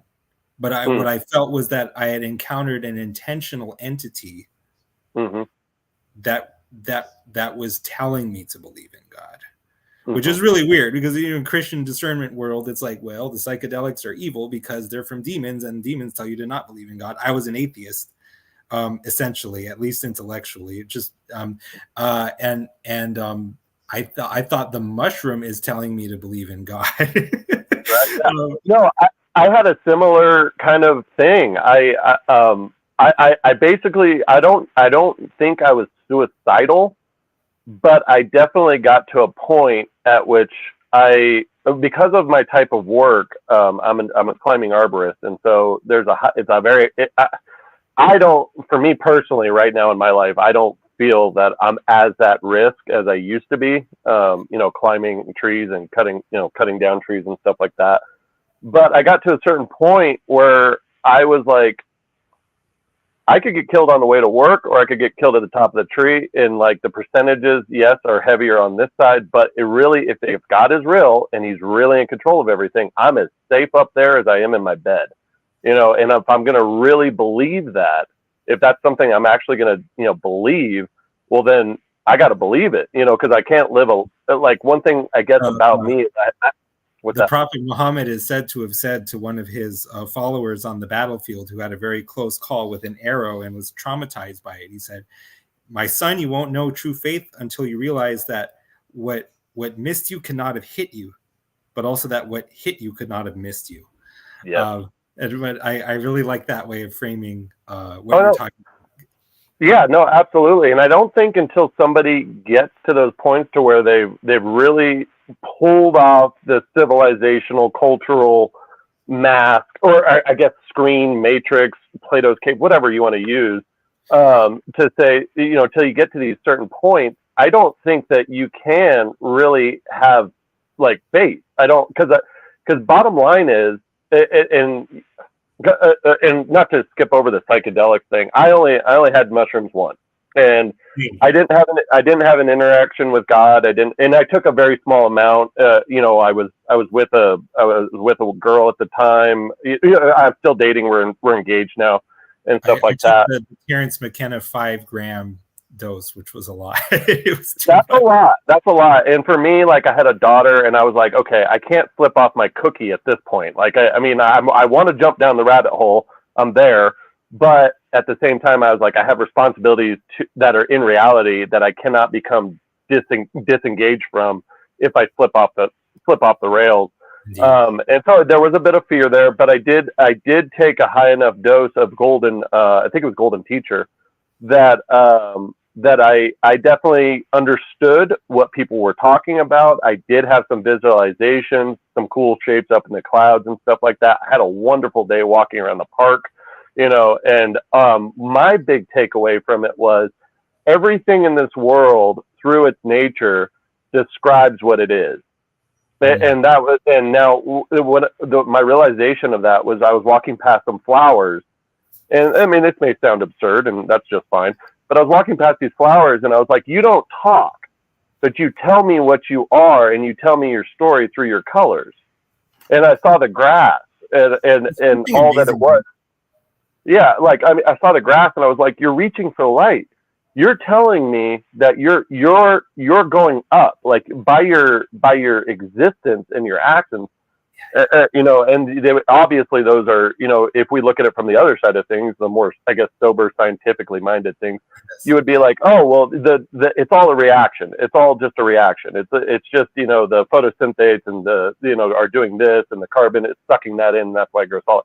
And it's like, well, Thomas Aquinas said that all objects desire God as their perfective end state. Yeah. And that's really what occurred to me when you're talking about, like, the flowers communicating with you in the way that a flower does. Yeah. And like, that's a profoundly beautiful and really true, like, panentheistic way of encountering the world.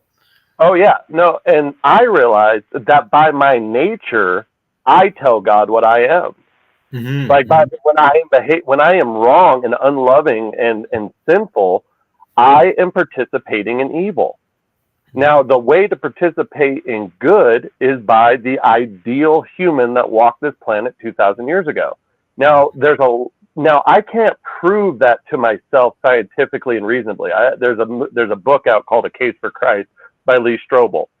Yeah, I read that when I was 16, and I was still an atheist afterward. I had much the same experience, because I realized that I cannot perfectly recall the accounts of yesterday, and I experienced them firsthand. What chance do I really have of proving to my mind what happened 2,000 years ago is accurately recorded in 100% detail and all these types of, because I can't, if I'm going to go down that line of thought, I reach a certain point, I say, like, I can't say with 100% certainty that I'm going to be able to prove that to myself, but I can believe it. And the way I can believe it is by making myself believe it. And people will say, well, you're describing make-believe. And I say, yeah. And so what I have come to what I believe, and feel free to tear this apart, because I need to parse this out, or I need to bounce this off of people, so that I if I'm wandering down a bad road of line of thought, that I could be pulled back from that. Because once we're into these territories, your mind can go anywhere. and that. And so one thing I personally believe is that I need to make myself believe, and that is faith, because it's because it is 100% against the way that you know that things are going to work, but you're going to have faith that it's going to work this way. And so, like, because you're going to believe without seeing, and without seeing, those are references in Scripture that that blessed are the ones who believe without seeing. And it is now, when I say make believe, we usually ascribe that to children. We say, like, oh, they're just playing make believe. To that child, it's real. It's real, and the effects of it are real. If they encounter some of the most traumatizing events in my childhood, were believing there was a monster under my bed, was believing there was a monster in the closet, believing that there was a monster outside because of scary stories that somebody, mind virused me with. But so the make believe, it becomes real when we believe it, and that simple notion right there is why I'm not messing with theology so much anymore, is because I'm realizing this is all in here. It's like, and as far as like how do we get in touch with Jesus, or how do we find this man that existed 2,000 years ago? I don't even know what color he was. I can't say for certain that he was tan, dark, black, white. I don't know, because I mean, you look at Ethiopian icons and he's pretty dark. And then you look at other frescoes and he's pretty white, and then, and those are as far back images as we can go. So I kind of just dismissed this road of scientifically or factually proving to myself the gospel. And just what I'm doing is I'm like, there is a string of people reaching back to 2,000 years ago that believed in something. I want to get in touch with that string. I want to get in touch with that thought. And how I do that is they all placed this man as the highest ideal, as God. I'm speaking about the disciples and the apostles, and then going into the church. And so if I participate in what they paid attention to with as much intensity as they did, because I don't know what their life was like. I don't know what it was like to live 2,000 years ago, but I do know how I'm a human, and I think, and they were human, and they thought, and they felt, and they hurt, and all these types of things that humans share in common with 2,000-year-old ancestors. And so what my thought was, even if I have to make an imaginary friend out of Jesus, and I don't know, did you see the show Miss Davis by chance? The what? Which one? It's a TV show that came out on Peacock. It was called Miss Davis. Miss Davis. No, sorry. Yeah, if you get a chance, it's actually it's a Catholic show. Well, it's based around the Catholic Church and everything like that. Bishop Barron had said it was actually one of his favorite shows right now, and he said obviously the theology is, don't go there with that. But he says it's one of my favorite shows right now. And Paul Vanderklay actually had a big kind of like, this is your favorite show, man? Like, what are you doing here? You need to roll this back or take this back. Anyways, but in the TV show, the woman has basically an imaginary friend version of Christ. Now, and he doesn't look like anything like Christ would look like from way back, when he doesn't dress that way or whatever. And he's basically her ideal man. And there's a whole romantic thing there that gets kind of weird and stuff like that. But I thought it was a very good show. And I think I understand why Bishop Barron actually really enjoyed it. But I think that this is the right way forward, because I can't do this any other way. I can't. Now you say, well, you're participating in delusions. Yes, everybody does already. Culture, civilization, whatever this matrix that we're living in right now, it's all a delusion. And the reason that we're all delusional, and I can say that with confidence, is because the objective world is overlaid with meaning to us. This is my coffee cup. No, it's not. It's just a cup. It's not yours. That's a meaning I overlaid on it. You know what I mean? My dog or my friend, or that's just another human. I overlaid that meaning onto them. When I see them, it makes me happy and smile and be like, oh, my friend, I haven't seen in so long. And there's all these invisible things that I am feeling in my reality that the objective world is totally devoid of. And so the world that I'm encountering, the world I'm dealing with, the world I'm touching, feeling, and everything like that, it's all overlaid with meaning that I have overlaid on it, that my mind is overlaid on it. Now, so that, in my opinion, I can prove to myself there that I'm delusional, because I can look at certain things that would make somebody not, like I might look at an image of a demon or something and be like, ooh, whereas somebody else might be like, oh, this is my favorite rock band's cover, or something like that. You know what I mean? And so we have two totally different interpretations of what we're looking at, even though objectively we're looking at the same thing. And my eyesight isn't screwed up, and their eyesight isn't screwed up, and we're sober, and we're not tripping or anything like that. Yeah, I'll say there's a tendency in Catholic theology to make a great deal out of objects and of like referring to like this kind of impersonal, like absolute reference point almost, in a way that it's like it's not giving enough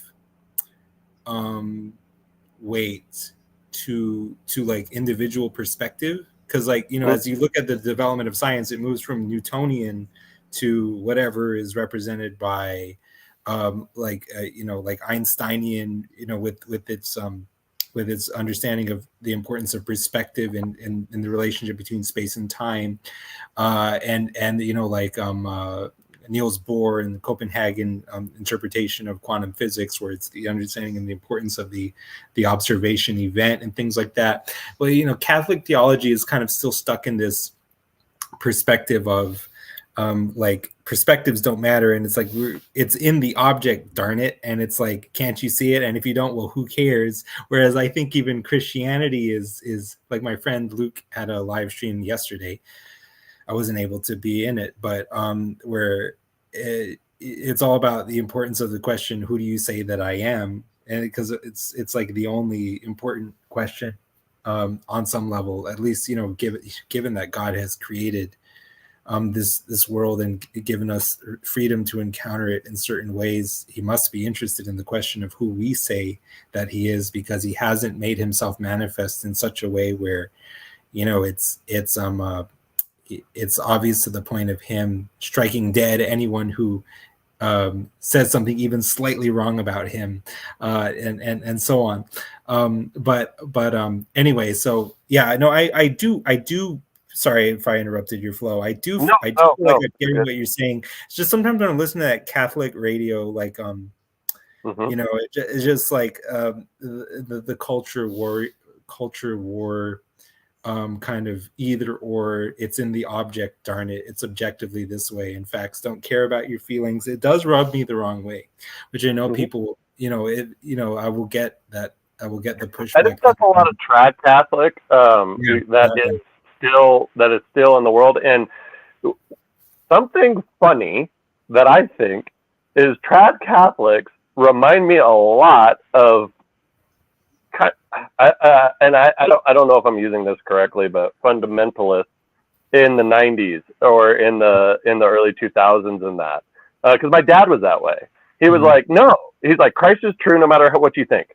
And I was like, okay, but explain that to me, because we do construction, Dad. We use measurements. We use, physics. We use all these types of things. And then, we get up to the science, we use the science, or whatever you want to say, the mathematics, up until a certain point, and then we abandon it. We're like, yep, but this is true because me daddy taught me so. And now I can get along with that if you're willing to tell me that it is a delusion that we are willfully participating in because it is the right delusion. Now that is the proper delusion for interpreting reality. I can get along with that. At that point, we've so emptied the word delusion of its normal meaning that it's basically exactly. Well, because it has a negative connotation to it. Because we believe that we are interpreting reality correctly anytime we're sober. No, you're not. Everybody is influenced by drugs. All I really hear you doing here is just acknowledging the inherently perspectival nature of reality. So yeah. Mm-hmm. Yeah. Well, and I think that we're safe to do. That's a big word. I didn't know that word before, like, I don't know, 2 years ago, and so like I understand what it means now. But to when I started this thing out, I didn't know these words. I didn't listen to Vervaeke and all these other things. But so I had to explain it to myself. Crayola style is basically what I'm saying.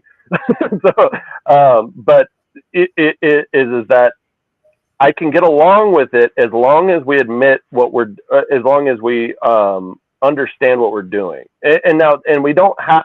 Meaning that if we're going to actually have a conversation about trying to lead an atheist into Christianity, that's the route we're going to have to take, because he's like, you're delusional, you're believing in invisible things, and I'll say, yeah, and that's okay to me, and I'll explain to you why I think it's okay, and why that I think that this is the correct mode of getting in touch with what can't be known. Or does that make sense? Maybe that's the wrong way to say that, but it just is. It's and you're right. In Catholicism, there's a big thing between, after Vatican II, and people still want, the whole thing with the Latin Mass, and what Francis is doing right now, and people are getting hung up on these things and that. But I do believe and originally I wanted to be Eastern Orthodox, but my nearest Eastern Orthodox parish is like, I think it's about 4 hours away. And I got in touch with those guys and that, but it was just going to be very hard. But I was like, but there's a local Catholic church I've never been to, you know what I mean? And so I walked in there, and it was like a key into the right lock, man. It fit. And ever since I started participating in it, I found a path that just seems like everything is right there. When I'm about ready to take my next step, it's like, oh, yep, it's right there. It's the next thing is right there. And so I do feel like I'm participating. I think it's more important, and maybe this is why the individual perspective is shoved down in a lot of religious circles, is because all these things have been thought by somebody before you, like Solomon, right? Nothing new under the sun.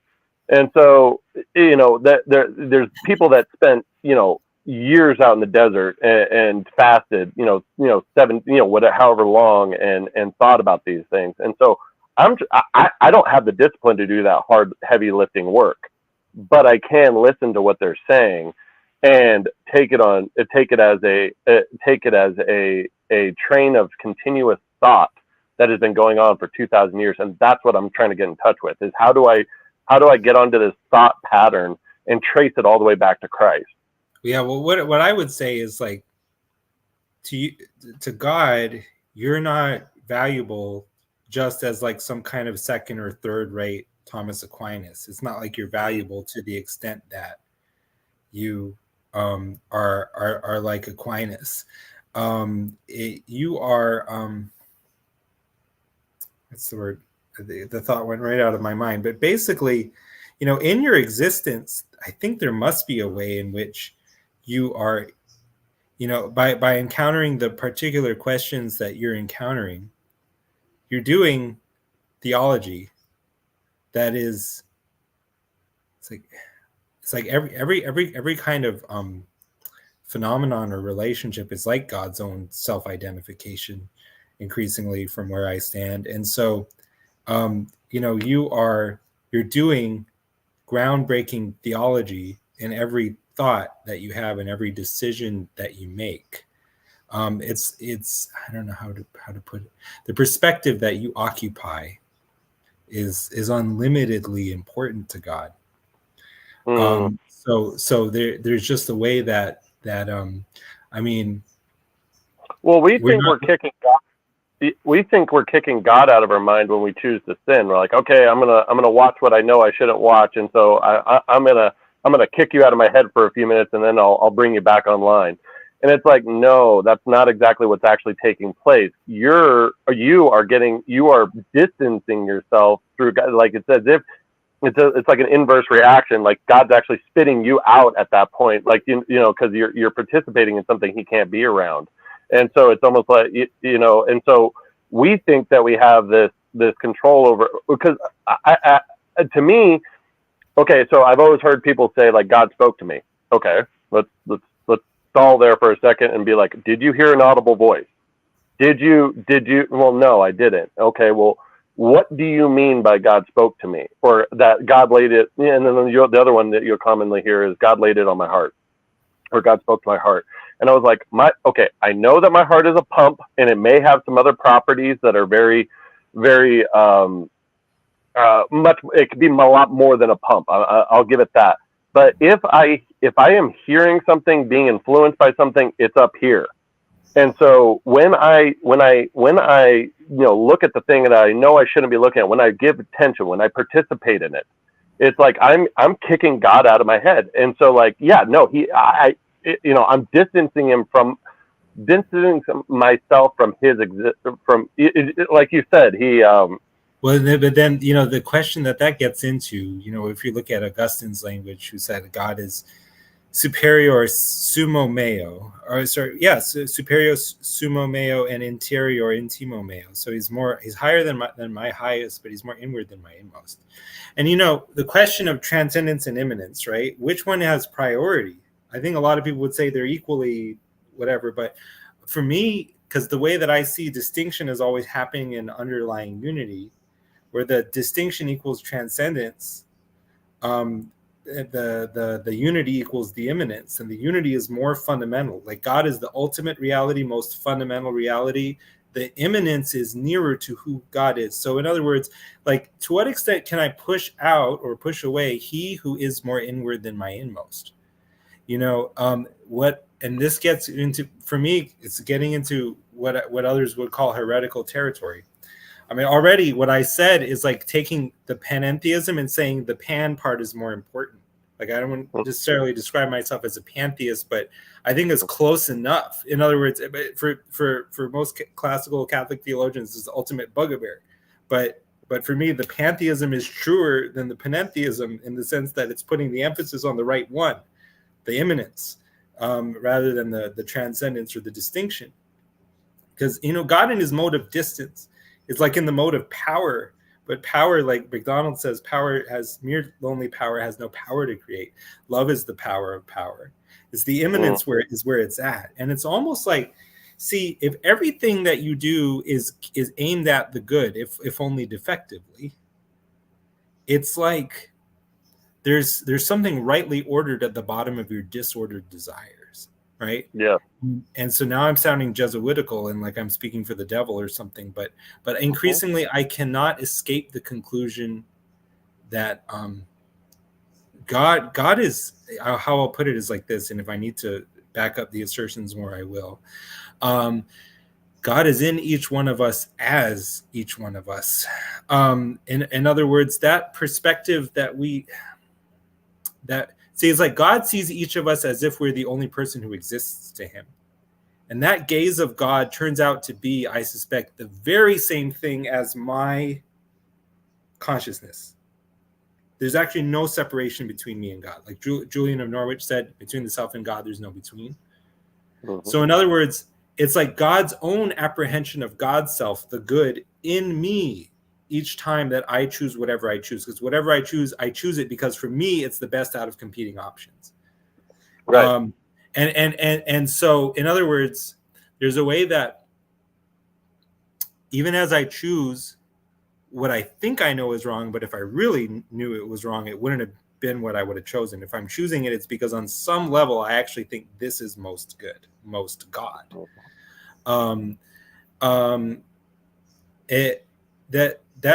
That's God in me making that decision. And I also think that's why God doesn't judge us.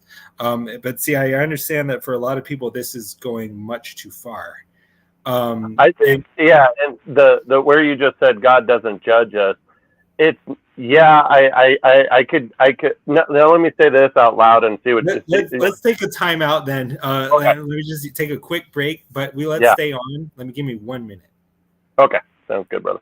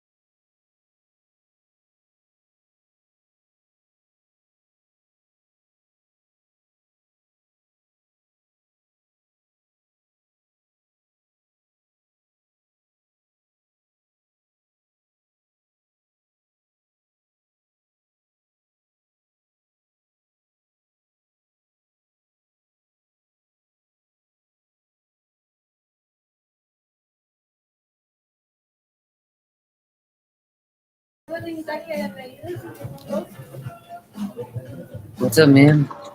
Hey, brother. Sorry, just got a message. I don't know what they just said. I would have hopped in and tried to comment, but I had to make a phone call. And so then I put the earbud back in, and I heard him say, "I'll be right back." And then I don't know what they were talking about. What are you doing? Working, Davey. making the world go round. Yeah, I'm pretty distracted at the moment. I don't know. They were talking about something about God, I guess. Oh, hey, he's back. Josh is back. Hey, yeah, I think Hey. where we were at was the last thing that Mr. Coolman had said was God doesn't judge us, and I was just gonna respond to that. We're both new Catholics and kind of working Mitch through Caps some. is familiar with all my heresies. Mitch Um, So I think where we possibly left off was is that you had just mentioned that you don't believe God, or you don't think / believe God judges us. That is correct. Not And God, the limit of godhood. Like there is a God that we encounter, a God of our own understanding, our highest concept of God, who does judge us. But the thing is, and that's already, see, the thing is, the infinite. God is the infinite, and the infinite is interestingly by nature not in the nature of some kind of static value like the last number in an infinite series. He's more in the nature of an approximation. So there's a way in which the God of our own understanding that we encounter, that does judge us, is not easily distinguishable from the limit of like what I would like the limit of godhood, like the most accurate or transcendent conception of God. And that's kind of what I was saying earlier in the stream about there's a way that the present moment as what it is, it's almost like philosophers say per impossibly, like by the impossible. If it were possible, it is the unmediated experience of the infinite. But like in retrospect, not in the way that it was understood at the time. But what is in retrospect or the past doesn't have primary reality in the same way that the present does.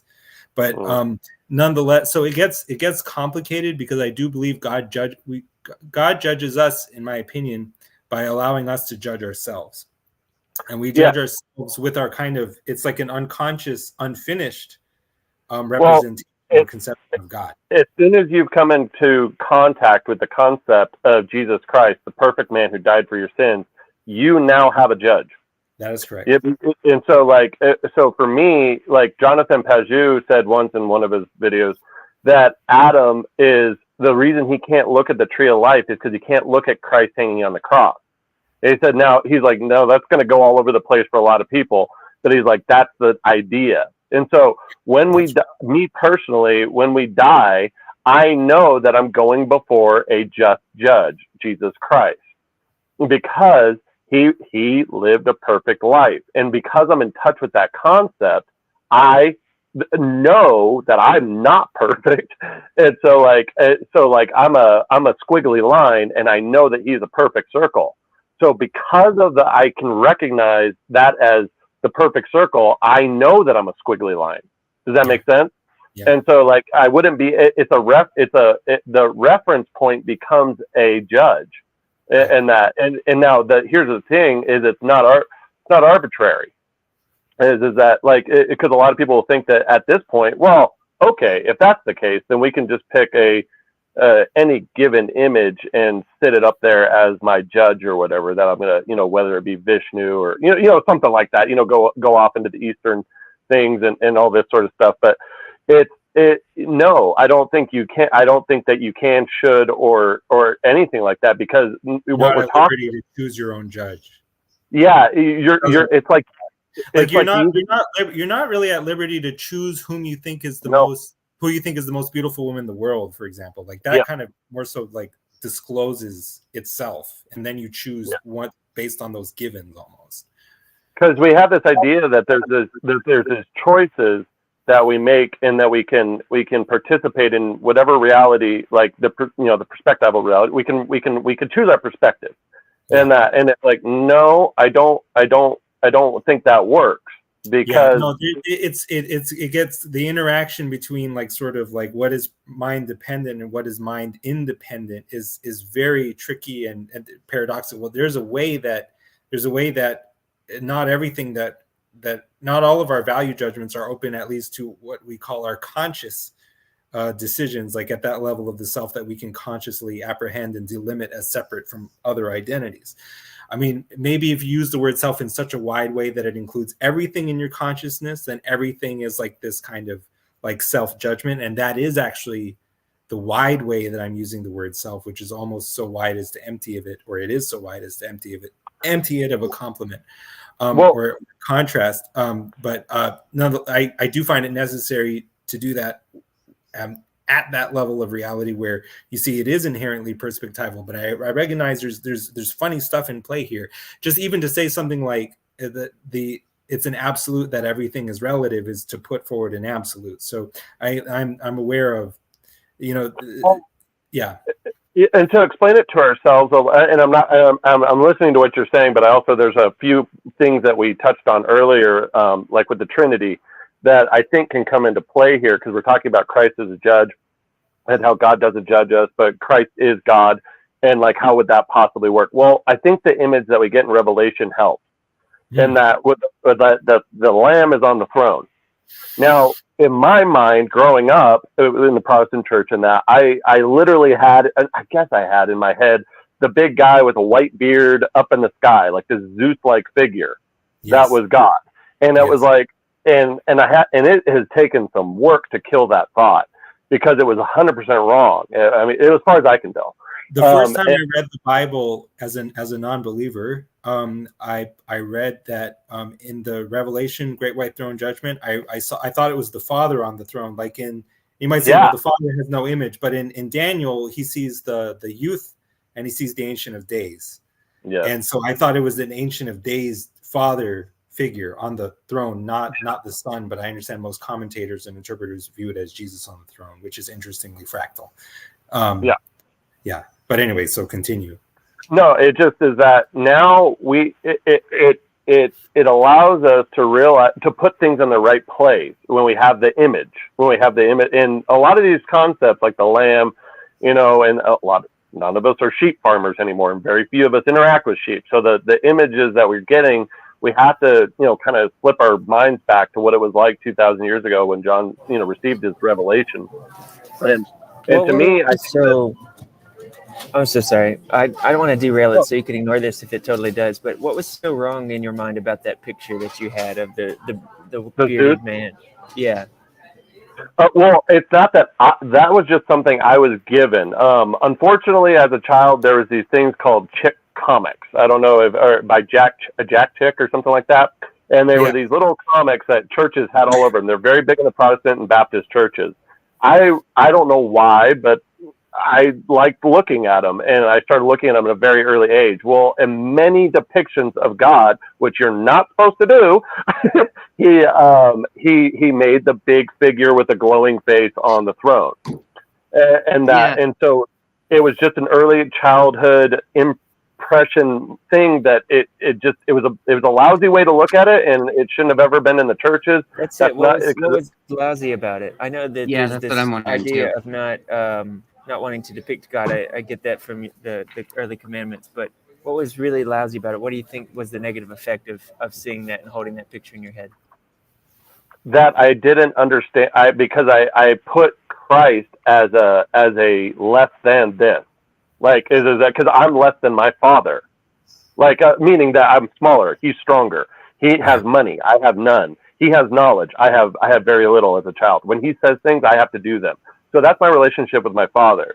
So when it said God the Father, and he's really big, and he's like 300 feet tall, and he's glowing, and everything like that, and he's on the throne, that in my mind, that image was damn near Luciferian, because it took Christ off of the highest point and placed him underneath this figure. And so it was as if the Lamb had gotten dethroned and was now a footstool of this figure, of the Zeus-like figure. And that is the wrong thing. And unfortunately, as a child, I never read Revelation. I was a little scared of it, to be honest. Revelation does kind of do the same thing because like, it just to, push back a little, but I think it's super interesting and I agree with you. But like, in Paul's letters, he says love keeps no record of wrongs and it doesn't judge, I want to say. But then in Revelation, that's exactly what love is ostensibly doing, where it's judging from the great white throne and from having kept an exhaustive record of wrongs, because they're judged based on their deeds, right? So that's quite interesting, because there's a way that Jesus does not always seem very lamb-like in Revelation, and it does seem a little Zeus-like at times, right? And the glowing figure with the eyes of coal and the beard of wool and things like that. Yeah, that's who he is. And like the Ancient of Days with white hair, he has white hair in Revelation, which I always took as interesting and significant too. Yeah, no, and I mean, in Revelation, I'm not going to say is open to interpretation. I'm not going to say that, but I will say that I think that there are layers, obviously layers to that book, and if not in that book, so yeah. Yeah, no, and I'll be completely honest. It's not. I would never recommend this. I was at a different point in my life, but the first time I listened to Revelation, I happened to be.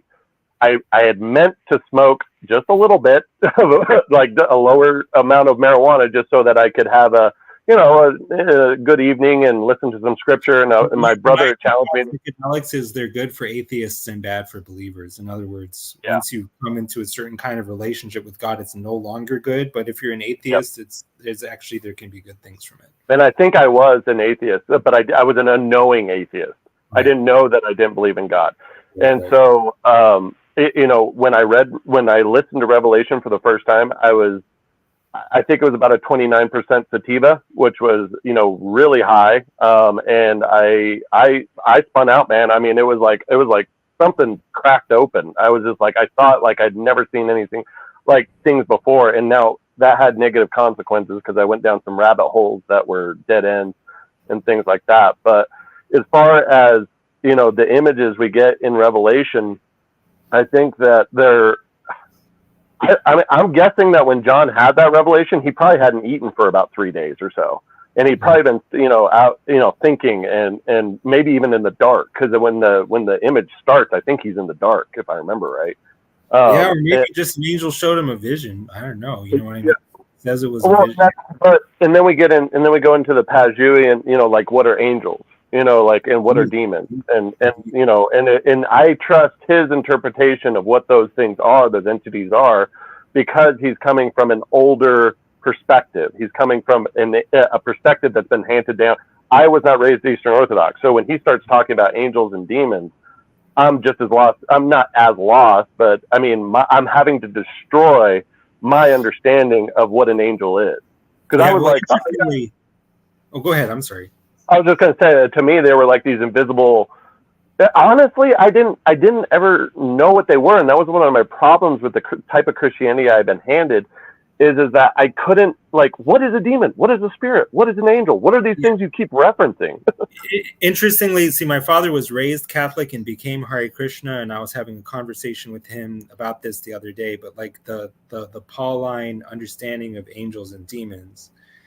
And, Paul says we wrestle not with flesh and blood, but with principalities and powers. And Satan is described as the prince of the power of the air, whose domain, I think, if you're looking at the like literal or surface meaning of the text, is actually in heaven. It's like in the sky, in the Empyrean. Maybe not the highest heaven, but it's something like he's the prince of the power of the air. Well, he can be in between us. He can be a block. It's like where if the roots of the tree are subterranean, he would be, in my opinion, like the dirt above, between us and the sky, or something like that. You see what I'm saying there? That like it's this floating area that's in between, and then Christ cuts through it with the cross. At least that's the way it kind of works in my mind. Okay, yeah, sure. But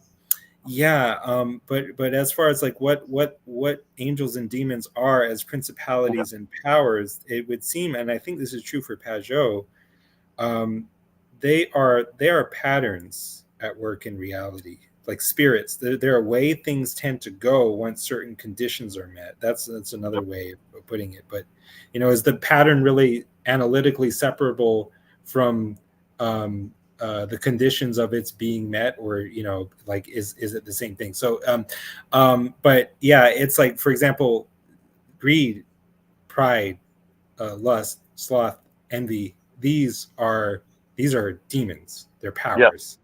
And maybe you would even say, I don't know, virtues, courage, temperance, are these angels? I'm not really sure. I think they're wrapped up in that. Like, if you could put a clothing on a thing, I think that the angels would be overlaid with like truth, the noble virtues and things. Because it almost gets a little bit panpsychic from where I stand. Like, because there's like the angel of a city, for example, and one wonders if that's like almost like just the personality of the city, or what the force that the city is, like, in the calculus of forces, like based on its pattern or its identity, it tends to behave in a certain way, like at this emergent level that not everyone understands. But like if you understood it at its deepest level, you would like know its essence or its personality, the way that it tends to manifest itself in the world under various conditions. But anyway, what is this, Mitch? Mitch, do you want to jump in here? You're looking sharp today, bro. No, I'm just listening. I'm trying to follow you guys. I think you brought it back to, because what you're saying is, it looks like in Revelations, like he is judging. And so I always get this idea that, you say God doesn't ultimately judge us. And that's one way of saying I was talking about permissive and positive will language. It's a permissive will judgment. And so the proximate, because whenever it's permissive will, it means the immediate agent is actually not God. So like in Samuel versus Chronicles, Samuel says God tells David, don't do the census. And then in Chronicles, it says Satan stirred up David to do the census. But in Samuel, it says God stirred up David to do it. And so I think that it's an instance of permissive will because some agency other than God's was the immediate agency. And so in a similar way, what I would say Revelation is describing, my best interpretation is that the immediate agency of negative judgment is actually the self, that God allows us to judge ourselves. I know it doesn't really look much that way in Revelation at all. I admit that, but it's the hermeneutic I have to take in order to hold everything that I think I have to take in order to hold everything together. But yeah, so in my language, that's how I would put it. Yeah, so maybe it doesn't matter, because ultimately it in both of our kind of languaging, God is judging, but yes. In other words, like an emphasis more on the intermediary, or so in other words, what you meant for evil, he meant for good. Well, he still meant it. I think you and I have that in common. We both think God means that to happen. Mm-hmm. And so in that sense, it is from God. The reason I think I always want to keep saying, the reason I would say something like, no, God judges you, is because of how often it's said that way. And so I'm thinking, well, maybe that is the best way to say it. Yeah, at a certain level of resolution, God, it says God destroyed Sodom and Gomorrah. Now, if you believe like me that all God did was cease to restrain an evil and destructive force that wanted to overtake it, or, if it's another way of talking about it, is like, is sin bad because God punishes you for it every time, or is sin bad because it has intrinsic consequences which God doesn't always save you from? And I think so they're both, like, in other words, to say God, I sinned and God punished me, and to say that I sin and then I face the intrinsic consequences of my action and God didn't bail me out this time, it's actually kind of describing the same thing, but at different levels of resolution, I would argue. And so what maybe you and I get down to sometimes is a question of, well, what's the best way to express this idea in the world? And I think I recognize that you're interacting with the broader picture, where there's some things where if well, if you say God judges you, then what about X, Y, and Z? And then how are you going to reconcile those things? And one of the ways you've chosen to do that is by taking try and on this reconcile paradigm. is Samuel and Chronicles, where it says God did it, and the other one it says Satan did it. Right. Yeah. But so yeah, I'm trying to look at everything, but I'm also reading in my own liberal biases into Scripture, right? Like, and I think Jesus was kind of liberal, so maybe I'm on safe ground. But people will disagree if he was really all that liberal, right? So it's yeah. No, sorry if I cut you off. If you were going to say more. No, it's all good. What we got here is a pretty clear case of Christian nihilism. I don't know, man. I don't know. I mean, if you're talking about like the perspectival nature of things, and the way that meaning is open to the meaning maker in large measure, then I think that has to be true. Should that occasion despair? I don't know, because it seems to me like that's the way things have to be. Like that's the way they are and have to be, given the nature of the reality and ultimately the ultimate reality in whom we live and move and have our being. I like this sometimes that you say, Cal, about this when I'm coming up against this and I'm looking at these things and I've got all this in front of me, I just think this is the way it has to be. I can't see it any other way.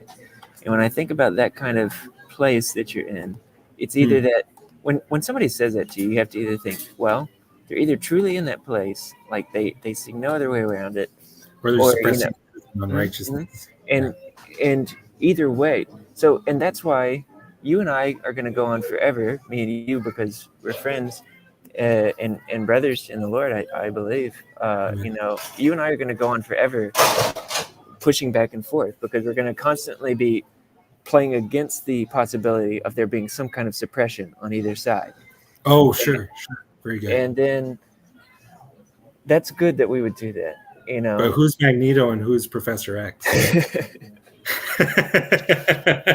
That's what we'll find out when God judges us, bro. Right, indeed. But Jason, who do you say that we are? I appeal to the judge immediately. I'm not waiting for Judgment Day. So good. Because I think that both of us maybe thinks if we think we're on the side of good, we both think that we're Professor X. Well, when I think maybe that we're both thinking that we're that way is actually making us Magneto.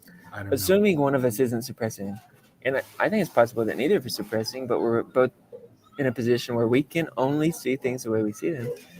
If Magneto is like, let's say Magneto has like dissociative identity disorder, or like he has like dissociation. Like I just read the story of Free Fruit for Young Widows. It's about the concentration camp survivor.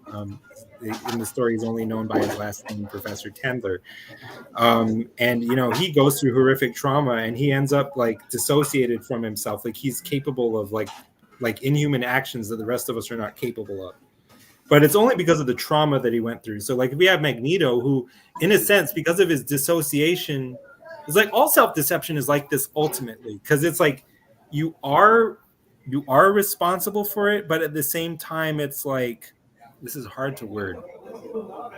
If you're actually successfully deceiving yourself, like, are you able right now to represent something false to yourself as true? Not really. Not if you really, really know it's false. You can't actually make it be true in your mind. If you're able successfully to deceive yourself, it must on some ultimate level be unintentional. That's what I suspect. And so if like Magneto is suppressing the truth and unrighteousness, it's because of a trauma which has caused him to dissociate. There's a lack of integration in his identity that goes down to trauma. And so there's a way that, it's like, he's suppressing the truth and unrighteousness, but only because it's at that level where he honestly, as it were, can't do different. No, I mean, I think about it, if you're suppressing yourself, it's not that I agree with you, you can't really be completely unaware of it, but you're doing it on purpose. Now, that is a possibility that one of us is just so prideful or so indignant, and like, I'm not gonna see it that way. I'm gonna stick by my guns for whatever reason. Well, I'm relatively smart, so I have a greater tendency than most people to really want to believe my own intellectual creation. So I think that out of the two of us, possibly probably the one who's in greater danger of that is me. But at the same time, the other side of this is that when I do think that I'm bumping up against something that doesn't work, I try to recognize it and sort of, build that into my understanding of things.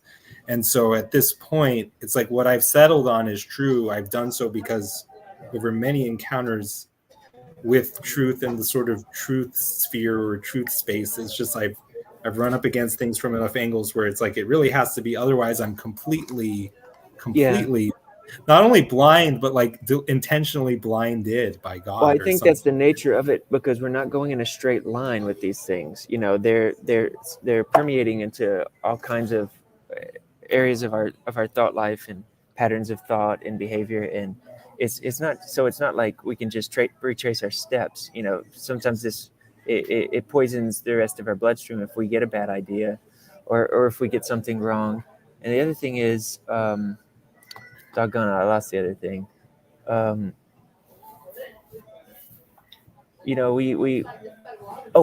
It's too light a term for it, but like confirmation bias, where we fit whatever's happening into the narrative that we have.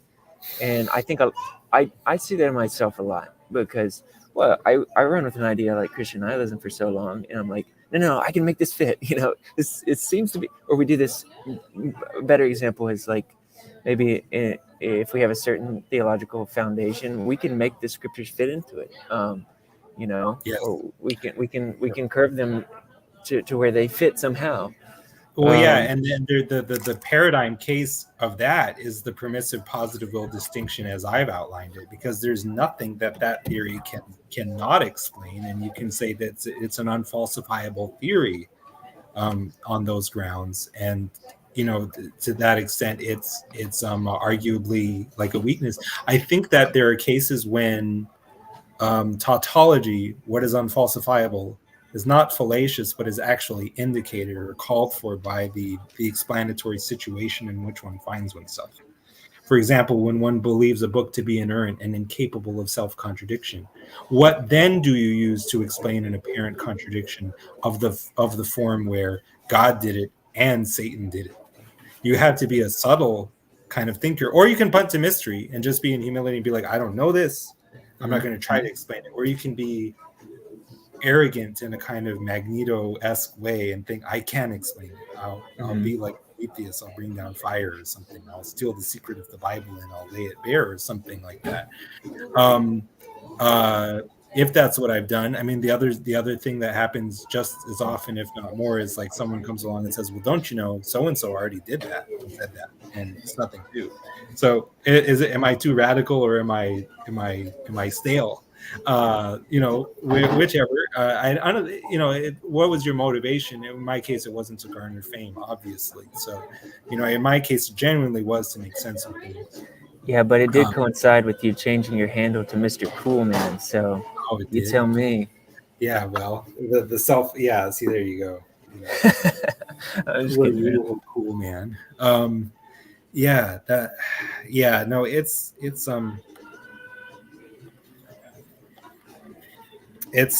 quite an interesting, because I mean, you look at the Bible, it does seem to go through less and more sophisticated conceptions of God.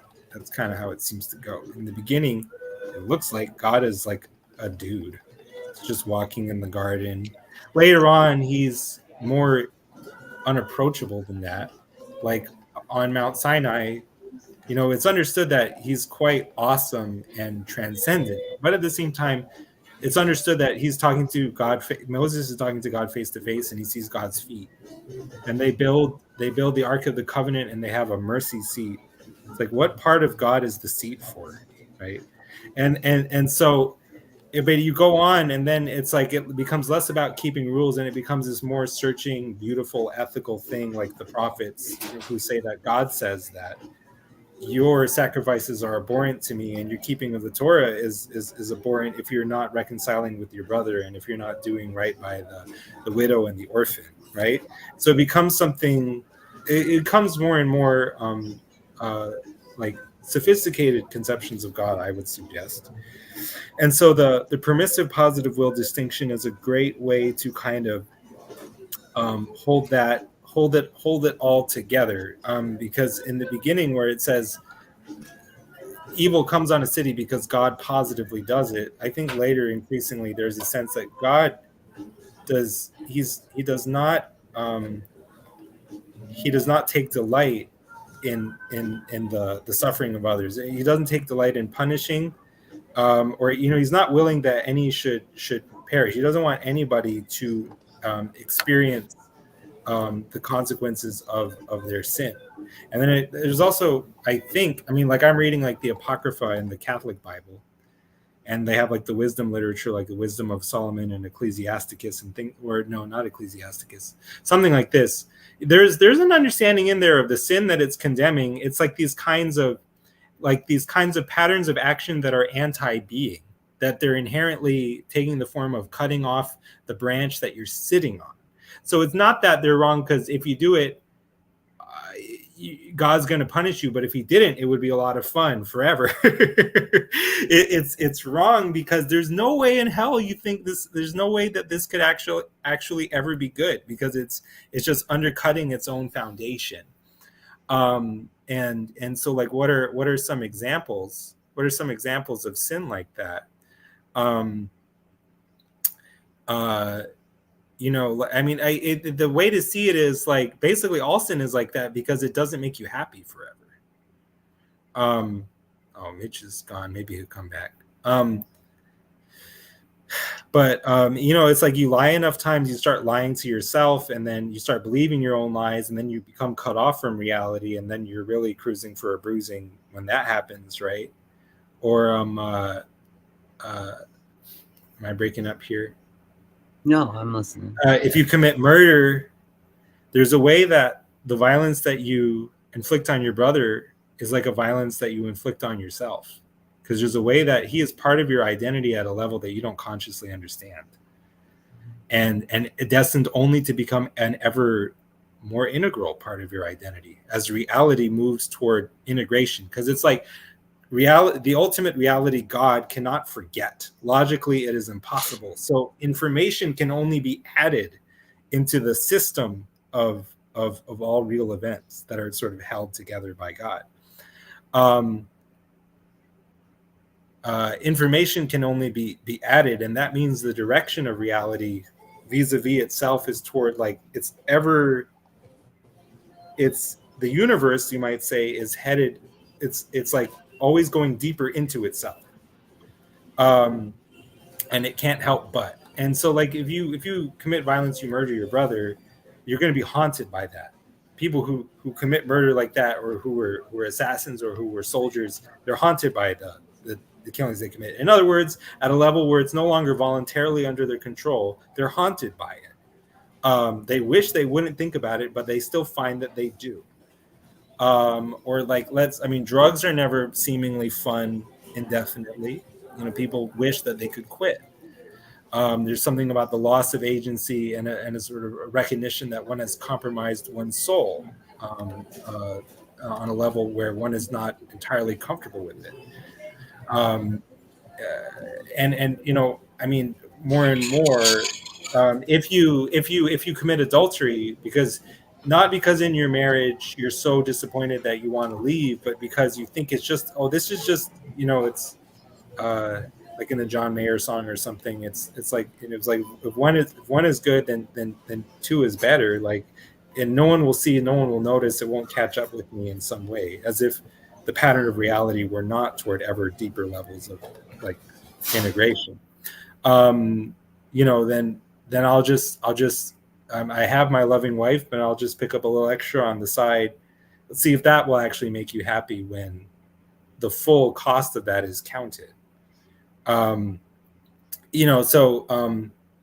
It seems to me that to just every instance of doing sin and being punished for it, you might say, or is an instance of just the intrinsic consequences of that sin catching up with you. And so another way to ask it is, does God even need to punish you for sin? And then when I actually read the story of the Babel Tower, it says God stretched out his hand against it, but I wonder if God needed to, or if it fell of its own weight. And so then it would be like what I was saying earlier, like they're both true. God punished it. God is the ultimate reality. Yes, in the end, everything comes from him, including Satan. So, but it's just true at different levels of resolution. I think if you zoom in, it would be more an instance of, see, when it comes to creating, only God can do that. It takes the direct agency of God to create de novo, or like someone sufficiently exalted as to represent God unproblematically, like the Raphael, the angel of healing in the book of Tobit. He heals Tobit, I want to say, Tobias's father. So God or one of his angels, or God in the beginning, creates from nothing, which nothing is interestingly hard to tell apart from the divine essence, the infinite divine essence, both X and not X, which has a way of working out to neither X nor not X. So was it creation ex nihilo or creation ex deo? And in the end, it's kind of like six of one, half dozen of the other, but no matter. Creation requires God's agency. Destruction is like all the devil can do. And so, but when it comes to, anyway, all I'm saying is like all these events of God punishing, I think they bear description at a higher level of resolution, where God just didn't stop the destructive force from coming in. I don't know that I would agree with that. Because I don't know that. Then what do you get? What is chance, or what is just like a bad thing happening by chance even? But I guess I don't know that. One of the reasons I don't think I would agree with it necessarily is because I feel like there's a way you call that to yourself. This is what I was kind of getting at, where like if we were to actually say, "Come, Lord Jesus, come," which most Christians do, like I don't know that you want him to come, not unless you're going to be forgiving, because you're calling judgment upon yourself. So when you're calling for your own self to be justified, you're calling for a consuming fire. You're calling for judgment. And so the only way to be the rule that survives its own judgment is to, like we've talked about, is to have that judgment and a seat of mercy. But I guess that's why, I don't know why, I think there's sort of a weird hastening of it or something like that can happen. I don't know. I'd have to think about it more. Yeah. I'm not sure, because it could just be the consequences, but then part of me thinks that you would almost hasten the consequences the more arrogant you are or something, or the more you're trying to justify yourself. Yeah. That you're calling on God's justice. You're calling on him to be even if you're calling on him to be merciful to you, which is basically his justice, because you want him to justify you. So you want him to see all your good and none of your bad. And so you're calling on him. But then when he asks you to do that to someone else and you don't, that's what I mean. That's where you're stuck in the fire, because you're saying, God, look at all my good and none of my bad. And then he says, okay, look at your neighbor and look at all his good and none of his bad. And you're like, no, I need my neighbor's bad to justify my good. It's like, well, then you're asking God to come and dwell within you. You're asking for a consuming fire to come dwell within you, and you won't. And you're just going to be consumed. Like the only way to survive that is. So I don't know. I mean, I guess a lot of it the God's judgment could just be, I guess, natural. If you're just kind of avoiding it, I guess, or kind of trying to just run from that. But there's a weird thing people don't actually, like, not unconsciously, but unaware. They're not really even running from it. They're actually calling on that upon themselves. Because it's like, I've been thinking that lately too. Like if I ask God, and you say all this, you say all this to support your intuition that God does punish us himself, or you say all this to say this is what I see as true and what I've been. This is, you say all this to say that I guess both. This is what I see as true and what Kal has been saying. Or you don't know yet. You're just laying it out. I don't know yet. I don't know yet. I think God does. I don't know. I guess it depends on how you want to frame punishment, but I would almost hope he punishes, because the alternative to me has always seemed a lot worse. Like it's something like being forgotten by God, or, and so I would want correction. And if there's a better image that I can be, I would want to be transformed into that. And so, like I've been thinking this is what I was gonna say is like if I ask God to forgive, if I'm wanting God's forgiveness or wanting mercy, usually that first occurs in my mind that I want him to forgive me or I want him to have mercy on me. But it's like it occurs to me that he might come first and want me to forgive someone else. Because it's all the same thing. Or he want me to have mercy on someone else. So if I'm like, God, have mercy on me, and then I see someone that I should have mercy on, it's like that could be God having mercy on me. He's wanting me to be in his image and like actually be merciful, or a throne of mercy for him to dwell in. And so yeah, I guess that's what I mean is like there's a weird way where like I could be asking for that for myself only and then resisting giving that to someone else, and then you're just like the wineskin that's going to burst or something. But see, now let me ask you this: what if in the realm of speculative theology we engaged in the following?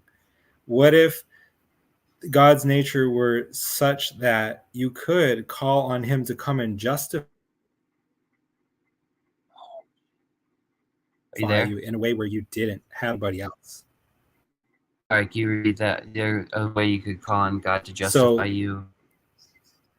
Sorry, I think I can't tell if you're breaking up. I think you're breaking up, Cal. This Mitch is moving. Mitch, are you there? Sorry, am I here now? I can hear you, but you're not moving yet. So, how about? It's spotty. I'm getting like glimpses. I think you're back. I think. Okay. Yeah. I feel like I'm being lost again. Yeah, it's just being really glitchy. Yeah, so I was thinking, I was thinking about what you're saying about people will say, Lord, come soon, and they don't actually want that. Well, I mean, I think that they're saying that kind of like, come in your mercy, like come and rescue us from these bodies of death that are going on and sinning. I mean, that will ultimately, when he comes for us, there will be a judgment, but we know that he's merciful. And so I think that they're playing with all of that in their brain when they're asking him to come. I think most people think of that in terms of, man, this is kind of overwhelming, and I'm faced with these obstacles and these adversaries and these temptations every day, and this world is kind of decaying and broken, and I know that you're preparing a world that is fixed and good, and that's where I want to go. So please come soon. Yeah, I hope you're right. I think probably most of it, like hopefully most people when they are praying that are in that state like you're talking about. I mean, I know there are. One time about some lady or something who is like, please come and set all these sinners afire. It's like, yeah, like she said something like when Jesus comes, we'll all be sitting up in heaven laughing at all the sinners while they burn on earth. And I was like, I don't think it works that way. That's what I mean. Is that that's because you do want to rejoice at the vanquishment of God's enemies. Or is it true though that when you've acknowledge Christ as Lord, is it true that you experience a rebirth? Is it true that you're no longer an enemy of God? And is it true that you wish for all people to come into that place? Yes. Is it true that not everyone will? Yes. And then, so, I mean, it's a fine line. It's kind of a weird position to put all your eggs in the, burn the enemy's basket, because who are your enemies, right? You love your enemies right now. That's what you're called to do. And so it's weird that you put that eggs in that basket, but I could see how maybe if I was being very generous, she was thinking about that in a more eschatological sense, where like, if there are true enemies of God, if they exist, if they're intrinsic enemies of God, we do want to see those people vanquished. Yeah, that's like Psalm 139 where he says, "Do I not hate your enemies, Lord? I hate them with perfect hatred." I'm like, that's what I mean. I love that verse. But like I said, I immediately after that he says, "Search me, O God," And and see if there's any wicked like, way in me. So judgment always begins at the house of God. It always begins with yourself first. Okay, So, let me say this first. Like, if God loves everyone, that would make me think that the person that he hates, in the sense of doesn't love, is no one.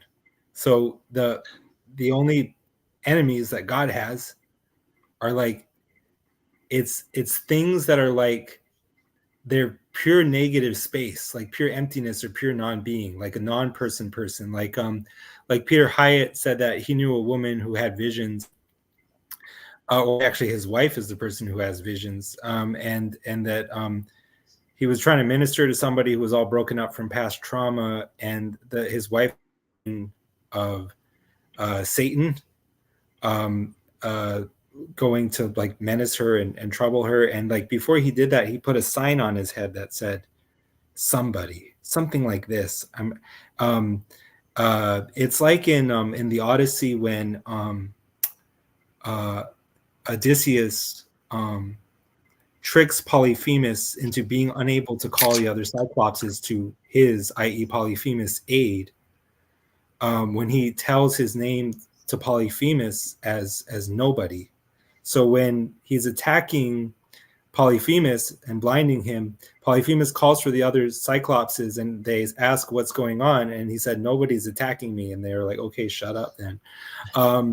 And so it's a little bit, or like what Wittgenstein said, I wonder how Wittgenstein asked, I wonder how our philosophy or how our language, for him, like, what's the difference ultimately, how that would change if instead of saying nobody, we talked about a Mr. Nobody, a non-person person, like a Mr. Nobody. And so like we're talking about principalities and powers, like the evil ones. That's almost how I wonder if that's how they are. Because I really ask myself a lot, like, is Satan, is he a fallen angel with a rational nature created by God to seek the good, aboriginally as a function of his nature? Or is he more like the negative space in God's creation? One time during a moment of troubled sleep, disturbed sleep, and dark dreams, I asked that to Jesus and I didn't get an answer. But anyway, that's the one thing that I'll start with. And the other thing is, like, you're saying judgment begins in the house of God. So that if I call down God to have mercy on me, somehow the price or the condition of that, whether presupposition or implication or both, it is that I should have mercy on everyone else. But now I'm asking you, what if the nature of God were different? What if it was the case that you could ask God to come minister to you and justify you, and there are no conditions attached in the form of you having to forgive other people? So if you called on God to justify you, and he did and could without you having to forgive anybody else. When I lay this scenario out to you, does this sound to you like something which is possible in principle, but just as a matter of fact, for whatever contingent reason, is not our world? Or is it sound like a logical impossibility, akin to asking for square circles? What does this, or is this question too strange to even be parsed? No, I think that's a good question, and I think what it makes me think of is if I were in that state, and if I was completely honest, if you're in a state where you're wanting God to have forgiveness or mercy on you, and you are seeing yourself as a sinner, and I don't know, and then once you begin to, if you're beginning there, I don't know if you aren't really seeing yourself as chief of all the sinners, because if you're calling on God to have mercy on you or forgive you, that you don't really need to do that if you still have someone else that's beneath you, because I can still be better than this sinner, and so it's like, I kind of get that. So it's, that's what I mean. But what if I felt really bad for embezzling $60,000 for my job, and I'm at the point of metanoia, and I'm like, God, I'm ready to, repent and turn back to you. But I know that I'm also at the same time not the chief of all sinners, because after all, aren't there people who embezzled millions? And aren't there people who even killed millions? Like various deranged dictators. Then you need forgiveness, because you just need those people beneath you. I said, then you don't need God's forgiveness. You just need those people beneath you to be righteous. So you're saying, like, in the moment that I'm coming to God, it may be that abstractly I might be aware of these instances of worse evil, but what I'm really treating as like the worst thing in this space in my mind right now is the evil that I've done. So functionally, I'm the chief of all sinners. Yeah, I think so. Yeah, because I think those other people really broken. Those other people are almost kind of irrelevant or something like that. Because if you're still holding to those other people, like if I'm coming to God, my being frame was really, well, at least I'm not Hitler. Like, I'm not as bad as exactly. Okay. Yeah, it's like, well, I still have Hitler beneath me, so at least I'm not that bad. Yeah, so yeah. In other words, whom you're comparing yourself to does have a lot to do with how you feel about yourself. So if the frame that I'm in right now is like the one where my frame of the people that I'm to be compared against are like truly evil people, then I'm in rationalization mode. Well, what's a $60,000? The government is doing this to us, and yeah. So. Yeah. So I think that's kind of how it works to me. But I think a lot of so because if you go to God and you're repenting, then that means you're in the frame of I'm the chief of all sinners. Okay, so that's I think so. I mean, I think there is a space where you can do that and you can still be in that, because I think a lot of people are still there. That's what I mean with like when we were talking to PBK that one time, and I said, well, that you just still have more stepping stones on your way up to heaven if you still have those people there. And I think the repentance and the forgiveness is not complete.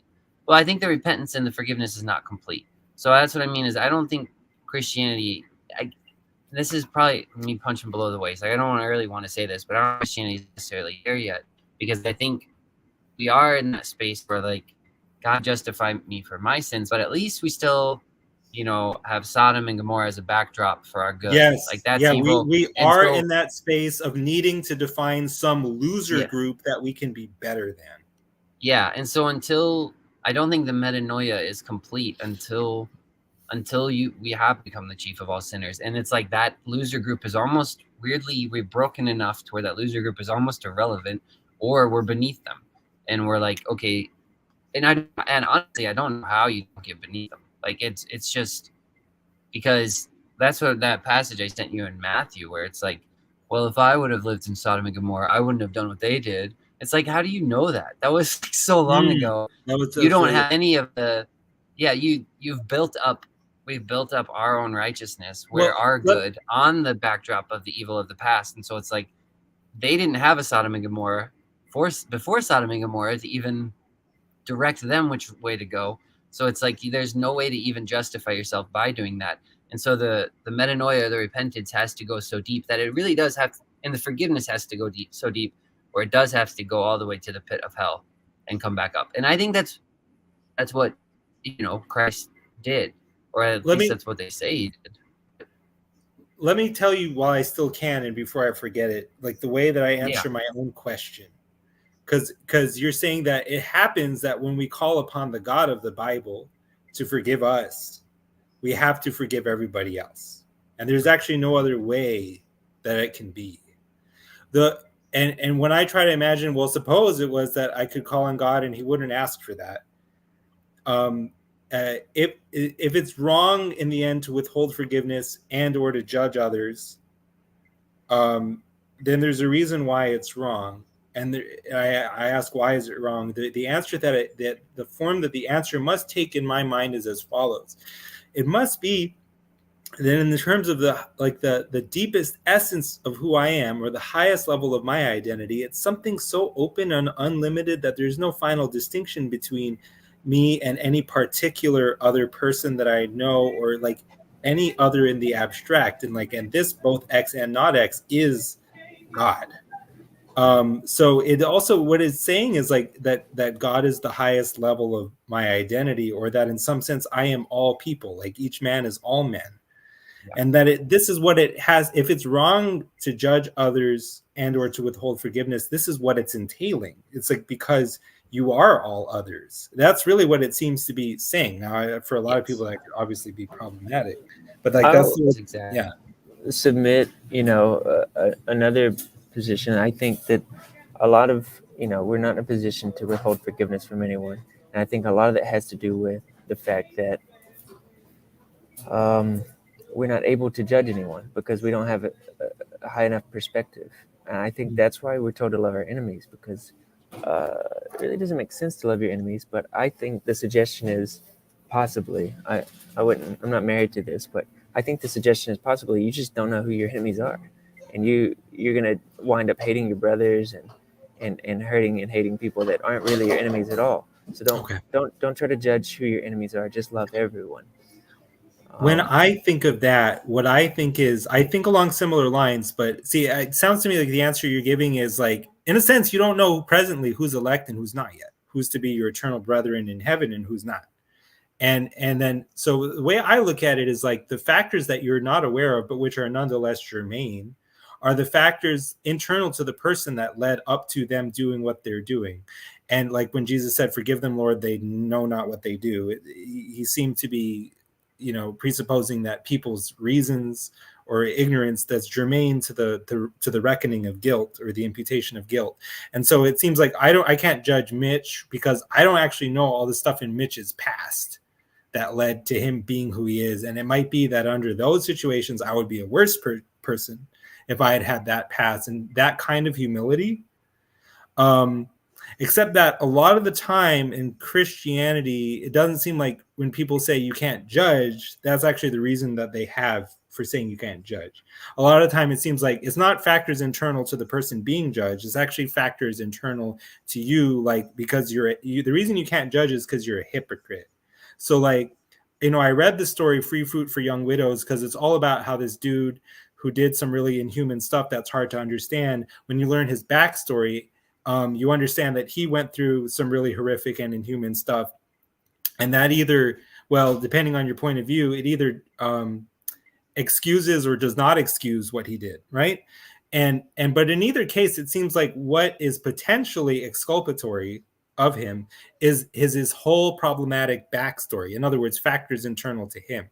But a lot of the time, the sense I'm getting from like just like mainstream Christianity is the reason you're not supposed to judge isn't because of factors internal to the person. It's because you stole an orange one time, or you did this, or you did that, which might even be in a whole different league of like moral problematicness. But then the response is, well, God is infinitely holy, so before him, any sin is infinitely heinous, even if it might seem very small to us. And it's like, that's fair, but there's also like an almost transfinite mathematics where like not all infinite sets are in a sense equally infinite, or in other words, not all infinitely heinous sin is equally infinite, so to speak. In other words, I can, if I want, if all I've done is steal an orange, I can go down to hell eternally better than the guy who didn't just steal one orange but stole a truckload of oranges.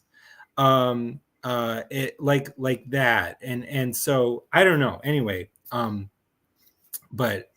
yeah, that's just kind of what goes through my. I mean, it seems wrong to me. It seems wrong to listen to a whole story like Tendler, where it's like, yeah, well, he went through the concentration camps and he came out a skeleton and this and that. And but the reason why it's wrong for you to judge him is not, it doesn't do with anything like that. It's actually because you cut someone off in traffic one time. I'm being hyperbolic, but.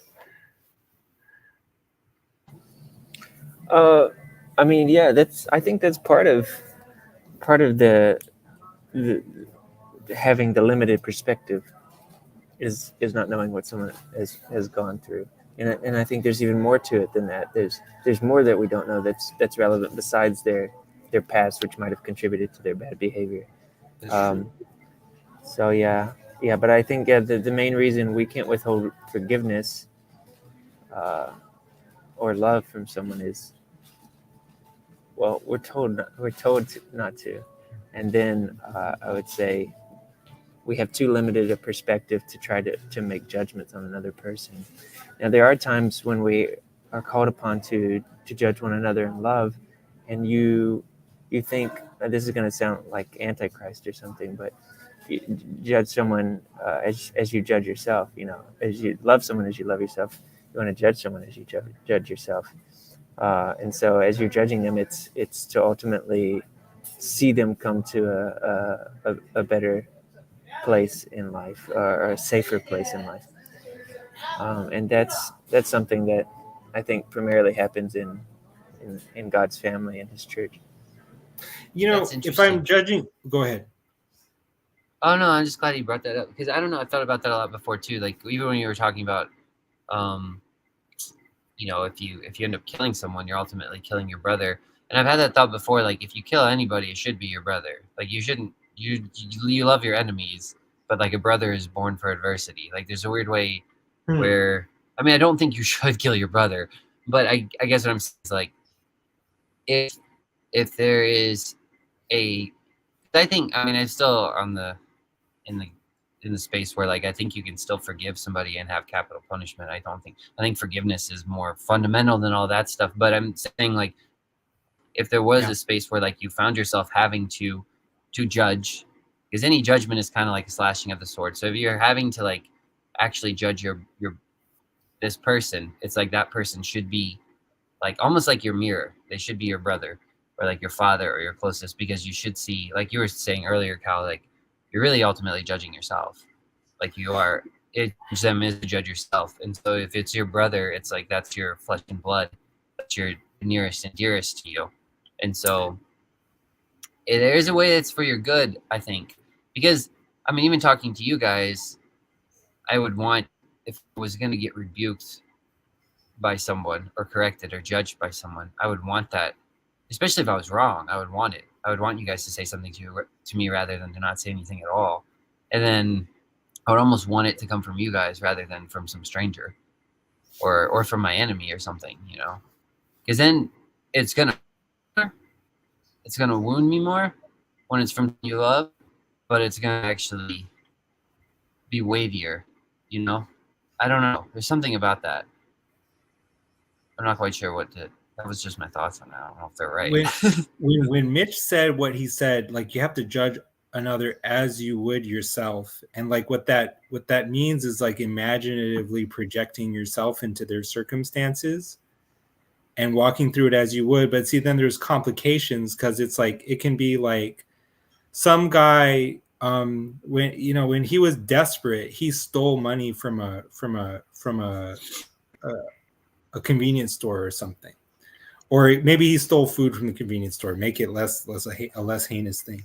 And I'd be like, well, I would have never stolen because, you know, if I was in his shoes, I would simply, I would just get some kind of job, or I would go to school or something. But, you know, what if you are actually blessed with a kind of intelligence that this person has not been equally blessed with, or he's been blessed with different gifts? He can't actually use those academic kind of smarts to just go to school and get a job. And then so it's almost like to really, like the Spanish philosopher Jose Ortega y Gasset said that I am I in my circumstances. To really be faced with, to be in identical circumstances as him, I have to be him. And you know, and then there's even a question, this is how it goes in my mind. It is obviously going to be problematic for people, but like I wonder if this is why it's wrong to judge. I wonder this. If God were in this person's shoes, so to speak, it's like God cannot be limited, right? So he can't be limited by any circumstances. But if I say that, I'm weirdly placing a limit on God for him to not be limitable in that way. You know, previous to the incarnation, it would have been thought, presumably, that it's not possible because you just can't have God as a human person. Like that just doesn't work. And so, but like, you know, like what if God was this person, right? What if God was incarnate as this person and faced with all their limitations? Like the infinite is like, it can be not, you know, God is like, he can be not God. And it's like, if he's this person and all their constraints, would he have done different? Or is that person what God did when God was faced with all those constraints? Is it the case that God is in each one of us as each one of us? And then if I'm judging that person, it's like I'm judging God. I wonder that. Yeah. But then see if that makes it wrong to judge. But see, then the question isn't a different question, and it's one that I've been going over like in the previous live stream. Is it all those circumstances and the ignorance and the brokenness that exonerates him? Is he exonerated by reasons, or is there something else there? Because reasons never quite fully explain things when you keep zooming in deeper and deeper, and like new questions keep getting asked and new reasons have to be supplied, indeed even sort of generated in a sense where not all reality arguably exists at once. It's almost like new levels of reality have to keep being generated, like the way that you turn a character in a video game to some place that's not yet being rendered on the screen. The environment has to be generated for you to play through it. Well, the justification is arguably not coming from the reasons which run out and then need to be, so to speak, refreshed or added to, but from the gaze of the one who is looking for the reasons, for the justification. Why? Because I assume he loves me. Because as I said before, or he loves the person being judged. Because as I said before, it seems to me one is either judging or understanding, and that there's no third, or trying to understand. And there's no, which is all you can do if reasons themselves don't ever amount to the ultimate exhaustive explanation, but need to keep being added to. So one is either judging or trying to understand. And I don't see the third option there. Like what I judge and condemn is because I can't understand it at all. I don't see any use or good in it.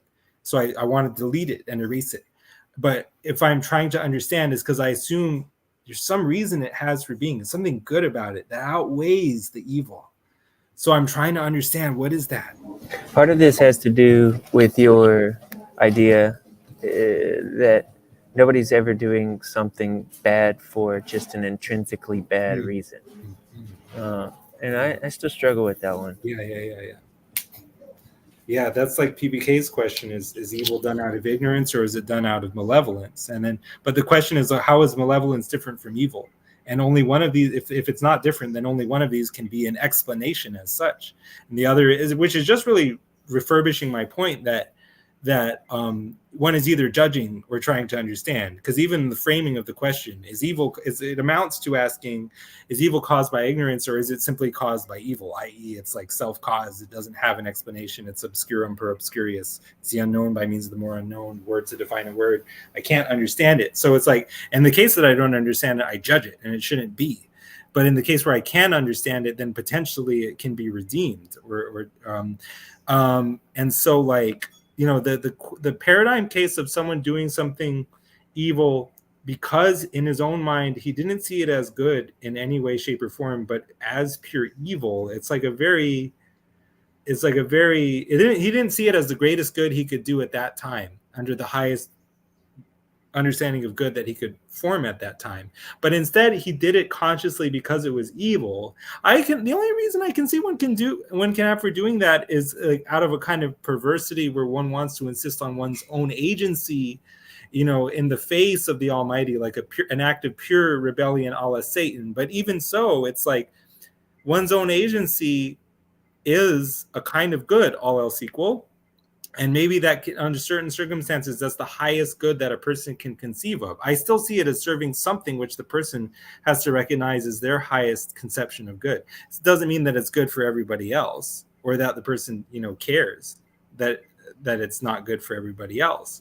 But nonetheless, it seems like the only reason, but also like this, like if it's really good for Satan, if it's really the best possible thing for him to be rebelling against God, and there's no like other path that he could choose in the game theory of this that would yield as many utiles or utility units, then it's like, what's even wrong from his perspective about doing this? Unless it's the case that evil doesn't pay off for anyone, and then it's wrong for Satan in the long term too, in a way that he just doesn't recognize.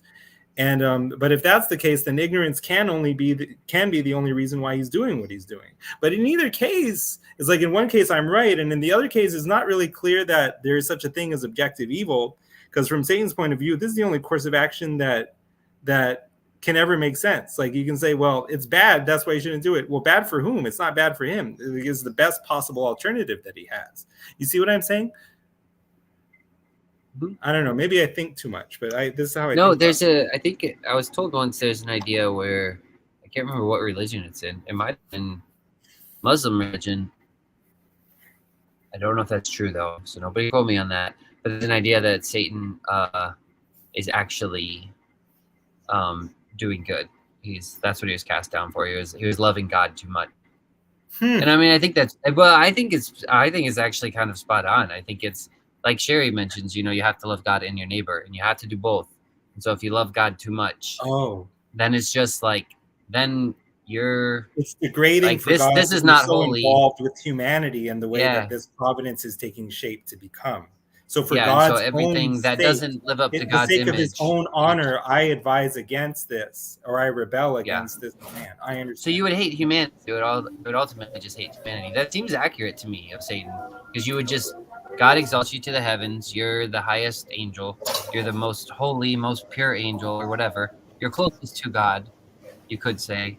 And then you're looking at God and you're saying, okay, whatever doesn't line up in God's image needs to be done away with. It's evil. It's not infinitely holy, not infinitely good, not infinitely righteous. And so you just start destroying all that stuff. And so you would be against everything that isn't good enough. And that's like, to me, I think that's just what like Genesis 1 is, like playing judge. The knowledge of good and evil. And it's like I know what's good and I know what's evil. And this is not, since it's not infinitely good, it should, you know, it doesn't live up to the highest standard. Is the fountain of comfort thing just always in the top right? Am I pointing to it?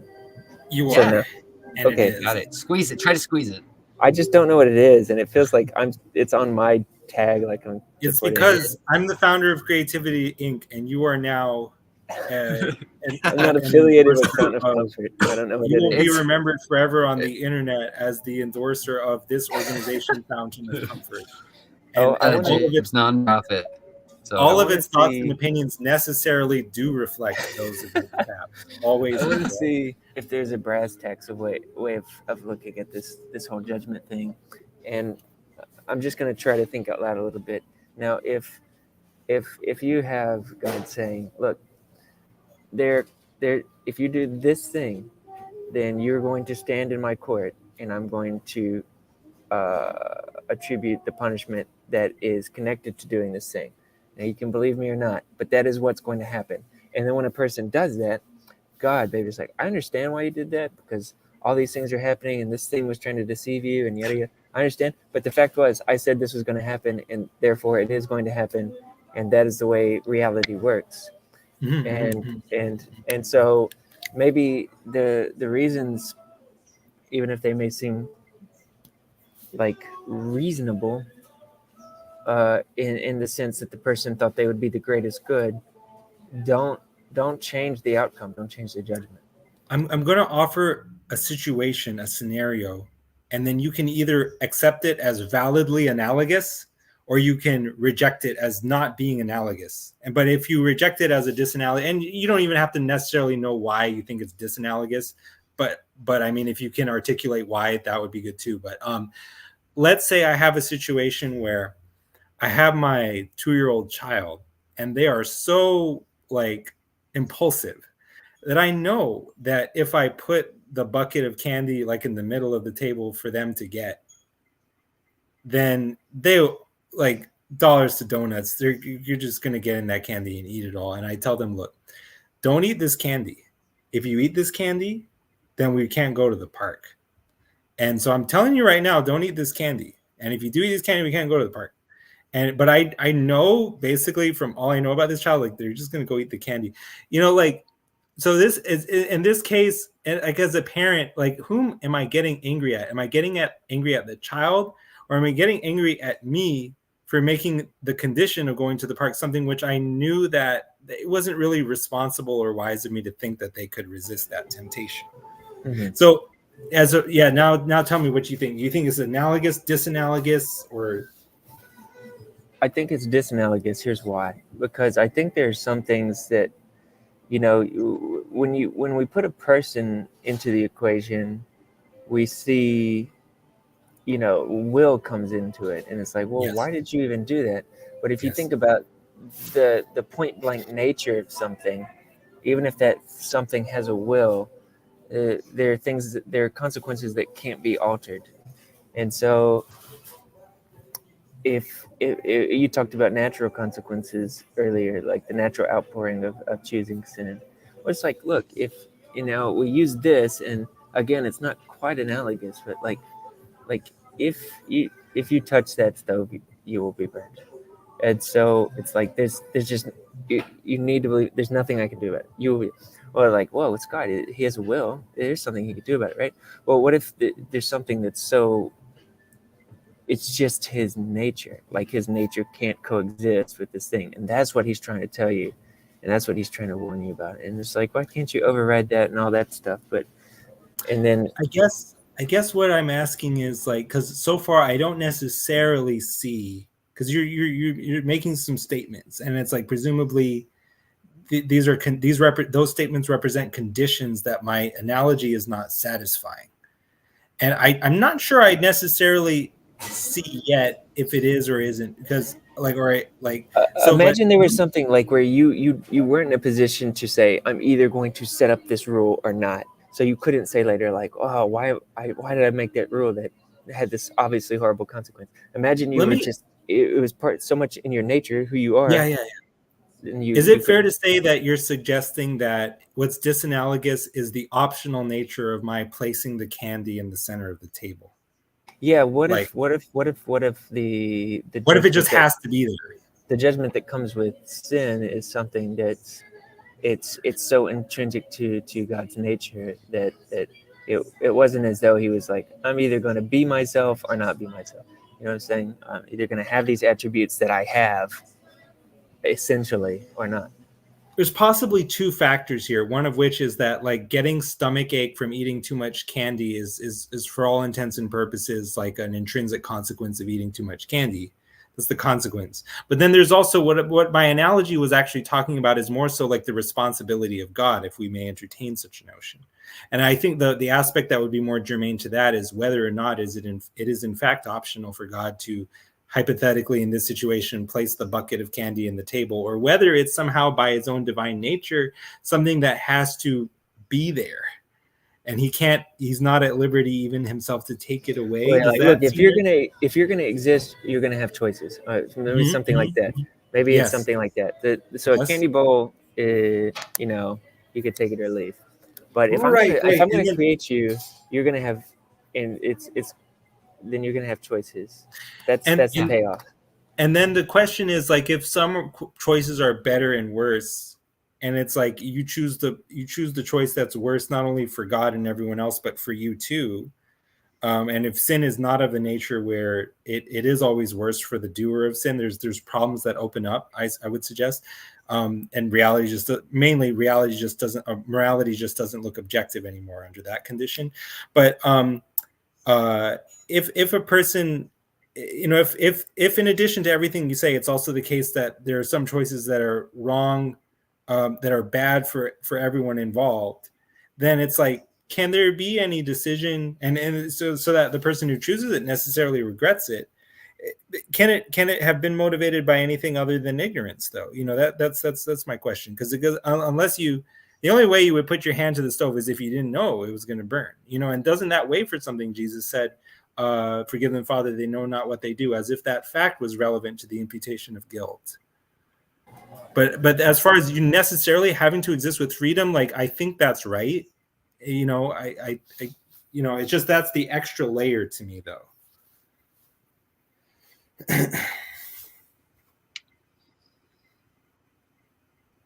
I like this question.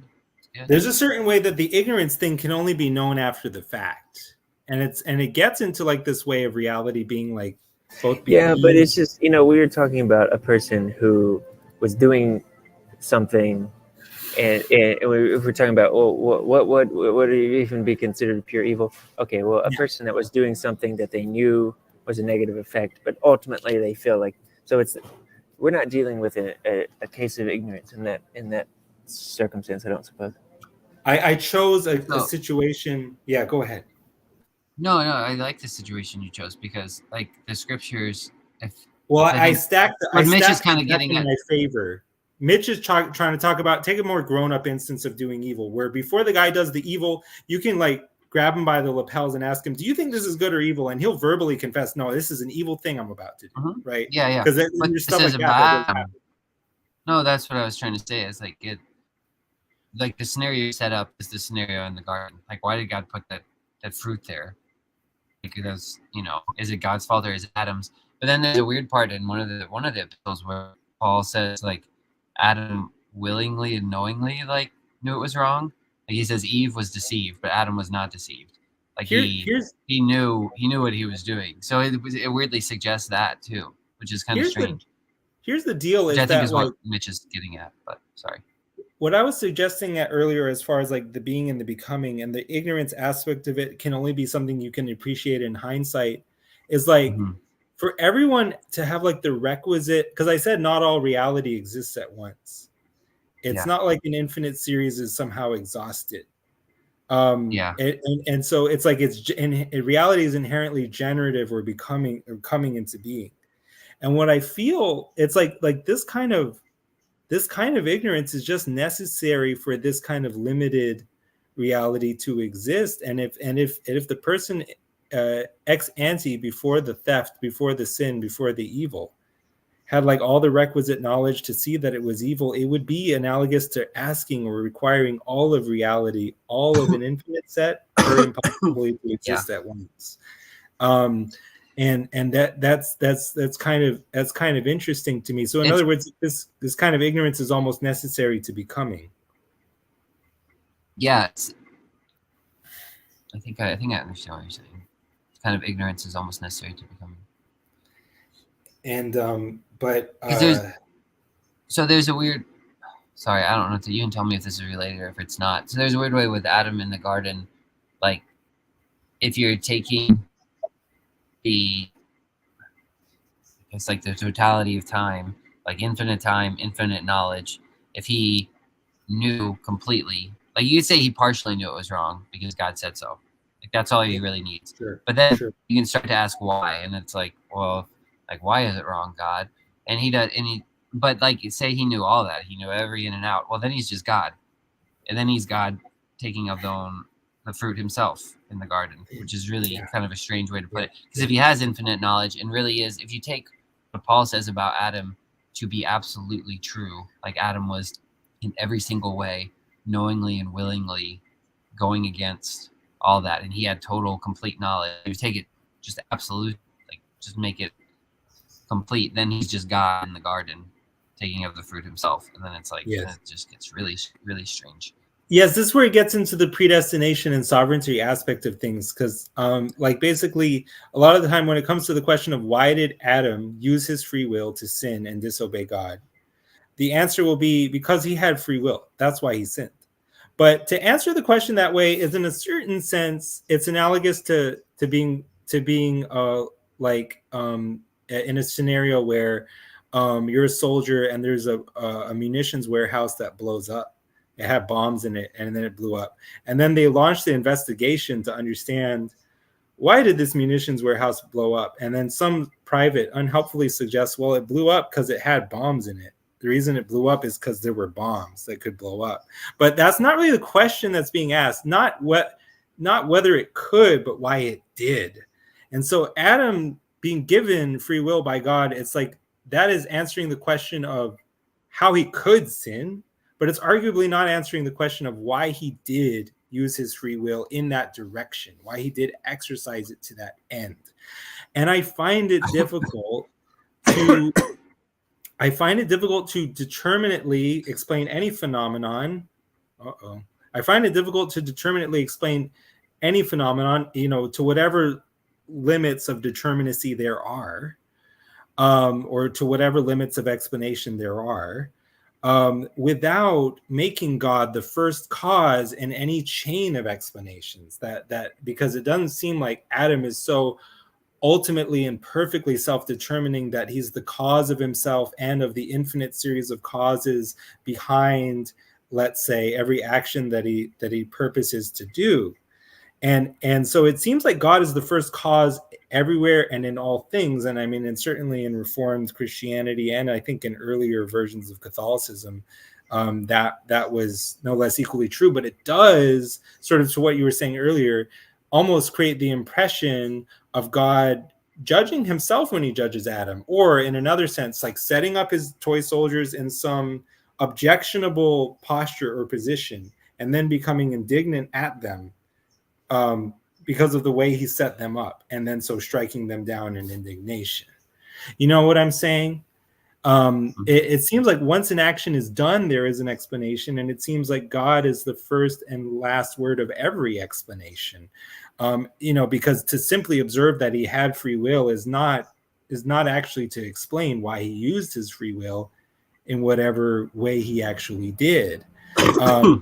But anyway, that's kind of what comes into my mind when you talk about that too. That like as an extra level or layer.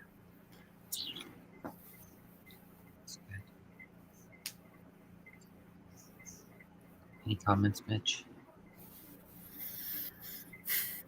Oh, sorry, I wasn't fully engaged. I'm having to do some work. No, it's okay.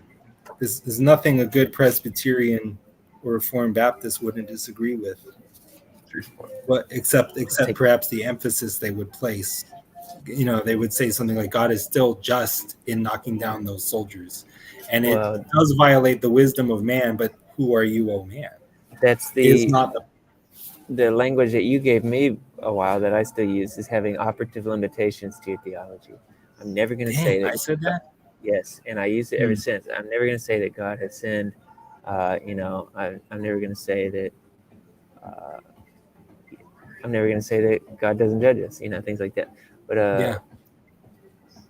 and then within those parameters that are kind of moral and deference to God and deference to fear of God, trying to hash out some of the things that are difficult and challenging. Yes, and I guess what I would wonder, because Peter did he? I don't know if he was seriously floating it, but I want him to be. Actually, I think he was serious. I want you to go and talk to him. But what I would talk to you about if I were him, which already doesn't make sense, but it would be like when you talk about because you want there to be operative limitations. You want there to be certain safeguards, like God judges us, that you just never dispense with those.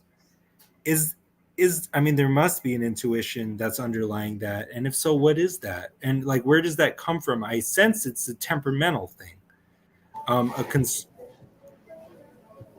Maybe, I think that it's kind of a recognition of this pattern in my life of not landing anywhere, and then seeing the need to land in some places to sort of develop some foundations that I'm very hesitant or very fear and trembling to swap them out.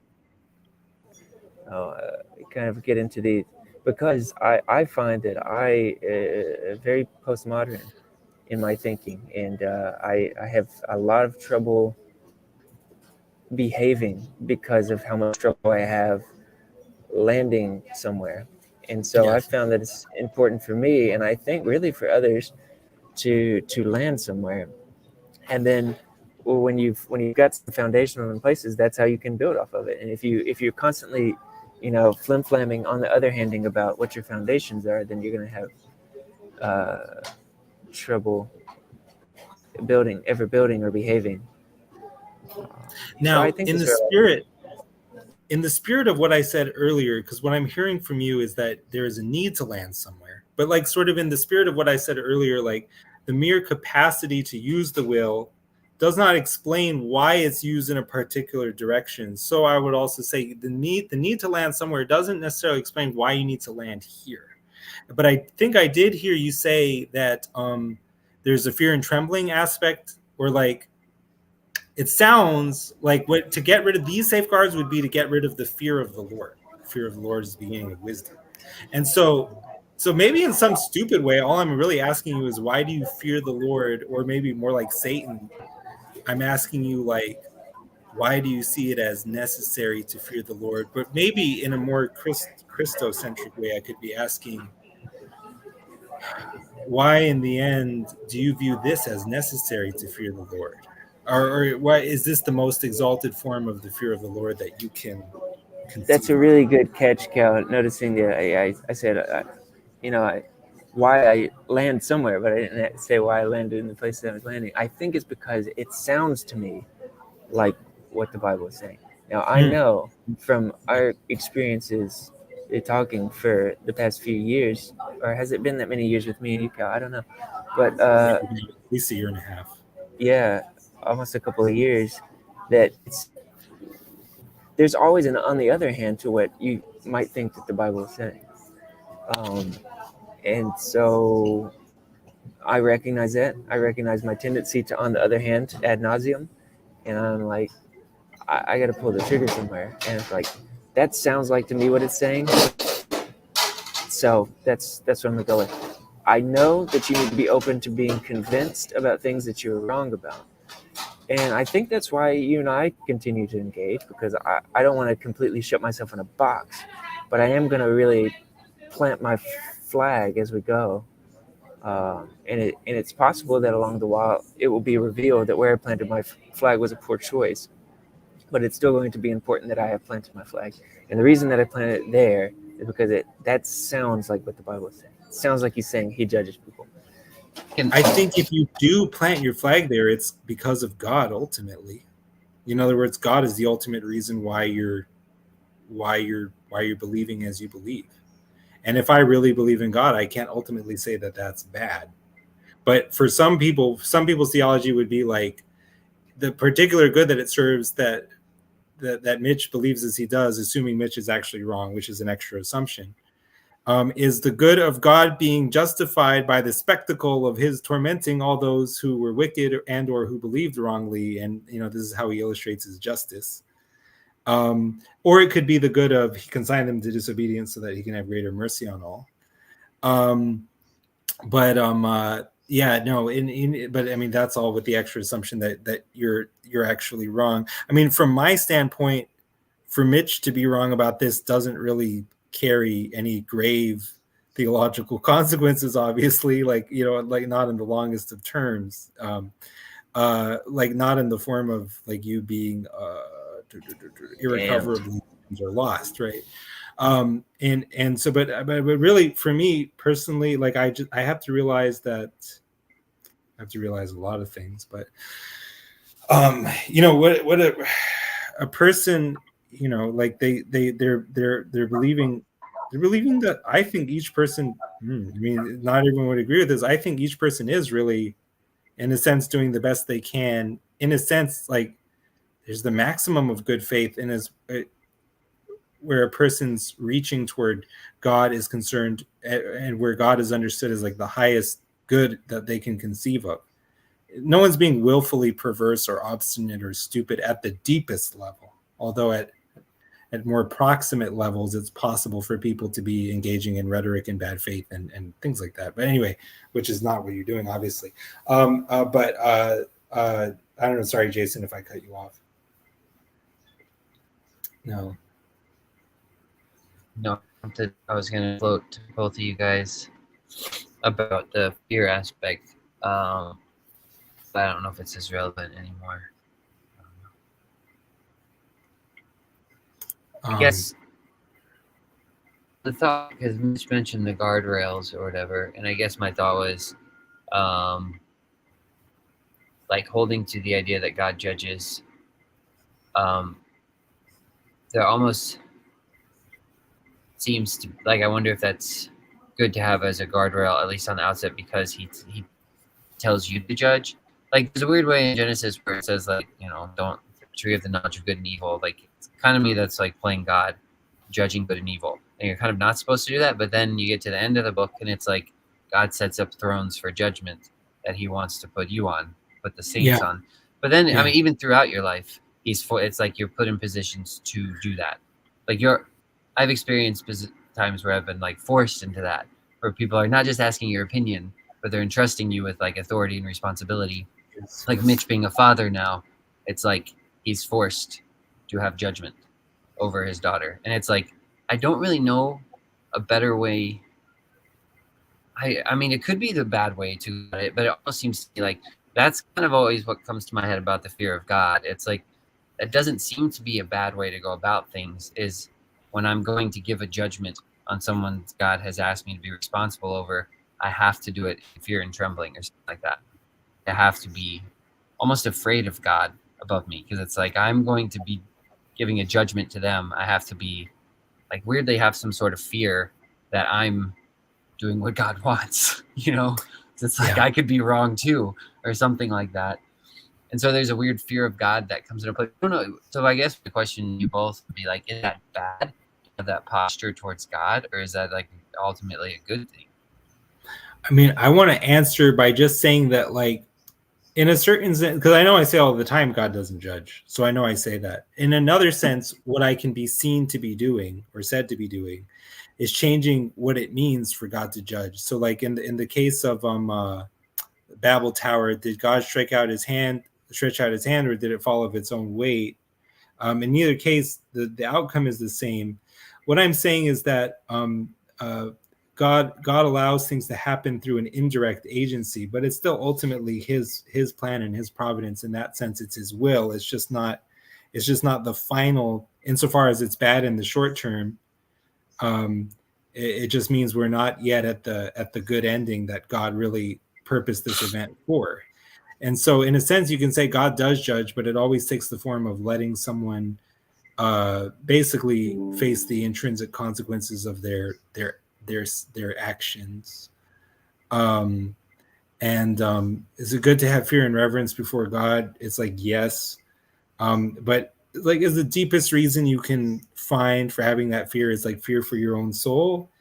If that's the case, then maybe you haven't gone deep enough, because maybe like the fear of one's soul cannot be a sufficient foundation for one's salvation. Allah, he who seeks to keep his life will lose it, but whoever loses his life for my sake will find it, right? And so there's something about like the self-regarding kind of like the impulse of survival. I don't know if it can serve as the foundation of like Christian theology, but I know that Mitch is not necessarily in agreement with that. And we've gone back and forth about what constitutes truly selfish versus truly selfless action, and whether everything can be said to be selfish if there are no actions which can count as selfless, including the action of like laying down your life for your friends, if that even bears description as selfish under one description. Maybe then I just want to redefine. I want to define two senses of selfish and reserve selfish sense 2 for what we normally call selfless. And in a similar way, I'm doing the same thing with judgment. Anyway, you can see that I'm just an endlessly too clever for his own good, subtle doctor. But that's all. That's it. That's my answer to the question. Nice. Mitch, you got anything to say? Was it a question that was for both of us, or was it just to me? Because I answered first. It was for both of you. But Mitch didn't have an answer, I guess. Just gonna sulk in Panera Bread. Sorry, I'm splitting my attention is all.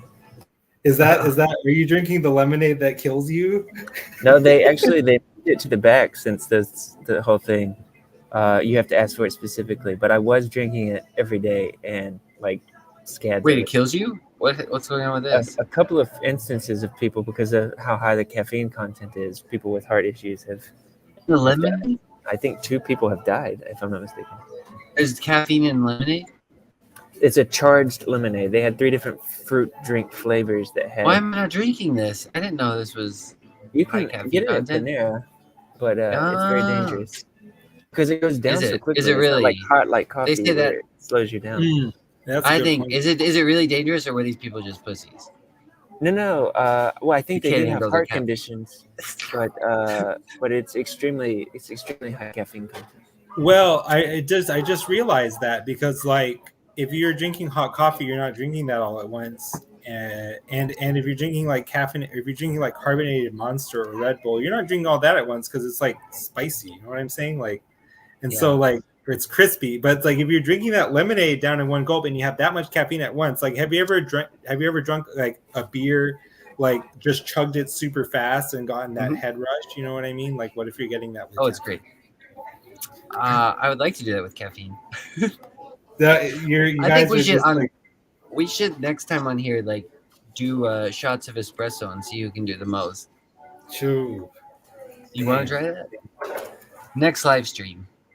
Sounds unwise. We'll test God's mercy. Oh man. I have the fear of caffeine. I may not fear the Lord, but do you really?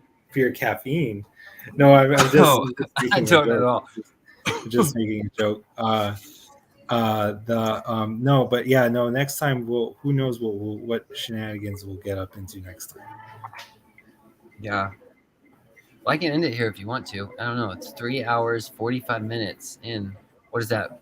Fountain of Comfort. I don't know anything about this. I'm not affiliated with Fountain of Comfort. Wait. Oh, Fountains of Comfort. I can't get there. I am affiliated with Creativity Inc. If he'll hire me. Fountain of Comfort is Jacob's nonprofit. Yes, I know, but I don't know anything about it. That's how I don't. It's in my box, and it looks like I'm supporting it. Yeah, I don't know anything about it. Creativity Inc. is an extremely for-profit organization. Just like. I'm surprised you get a hold of that LLC. It was like the suggestion from StreamYard. Like you can put your title down here, and they have like, for example, founder of Creativity Inc. And I was like, oh, okay, yeah, I'll use that. That's very funny. Can I change mine? Right and there's probably like mine. 400 at least other like white dudes who thought they were super clever for doing that on various live streams today. Like, and I'm like thinking like anyway, but so creative. Yeah. I don't know if I can change mine right now. I don't know. Oh, Jason, I wanted you to talk about the preservation of decay, or preservation via decay, or I wanted you to talk about masculinity. Both preservation via decay or masculinity. Those are your choices. You're gonna have to explain the first one to me a little more. I'll watch. Do you want to do that now or next time? Well, it depends if you have to go. I'm gonna listen. I'm gonna take my answer off the air, as they say. You guys can stay on. So long, Mr. Fine. All right. Maybe next time. I don't know. I've been going for like 4 hours. You're just like the people who can't hold their charged lemonade. Who what? You can't hold their charged lemonade. Their charged lemonade? I know, right? I need charged lemonade, apparently. Have a good day, brother man. Yeah. Well, next time, extreme. You want to do masculinity? We could do it. I could talk about that a long time. I thought we talked about that before. Yeah, masculine and feminine. I could talk about that. I will say, I think I said that in the text. At its very fundamental level, it just seems to be light. Here's the other thing. Here's my other plug. You say that everything is fractal. Now, I see something, and I think I'm going to challenge Jason with this. I'm going to start challenging you with. I'm just going to find something and say, how is this fractal? What about mitochondria? Is that that weird thing? The little cell thing? No. I don't know the scientific terms. Fractal? Well, what I'm saying is, if I see someone that they want to keep their wedding bouquet or something, and they dry it in the sun, and basically they're preserving it by decaying it. Right? Oh. Yeah, you know who would be a good one? You know who would be a good one to pull in on that conversation would be Luke Johnson. Oh, yeah. Or Sherry. She would probably know a lot about that. Luke Johnson would know a lot more than I would, though. He'd probably have a lot more to say. But the masculine, feminine, I can go on and on about. We'll do that next time. You too. Have a good day. Thanks for having. It's good to see you. I haven't seen you in a long time. I know. All right. Peace. Peace.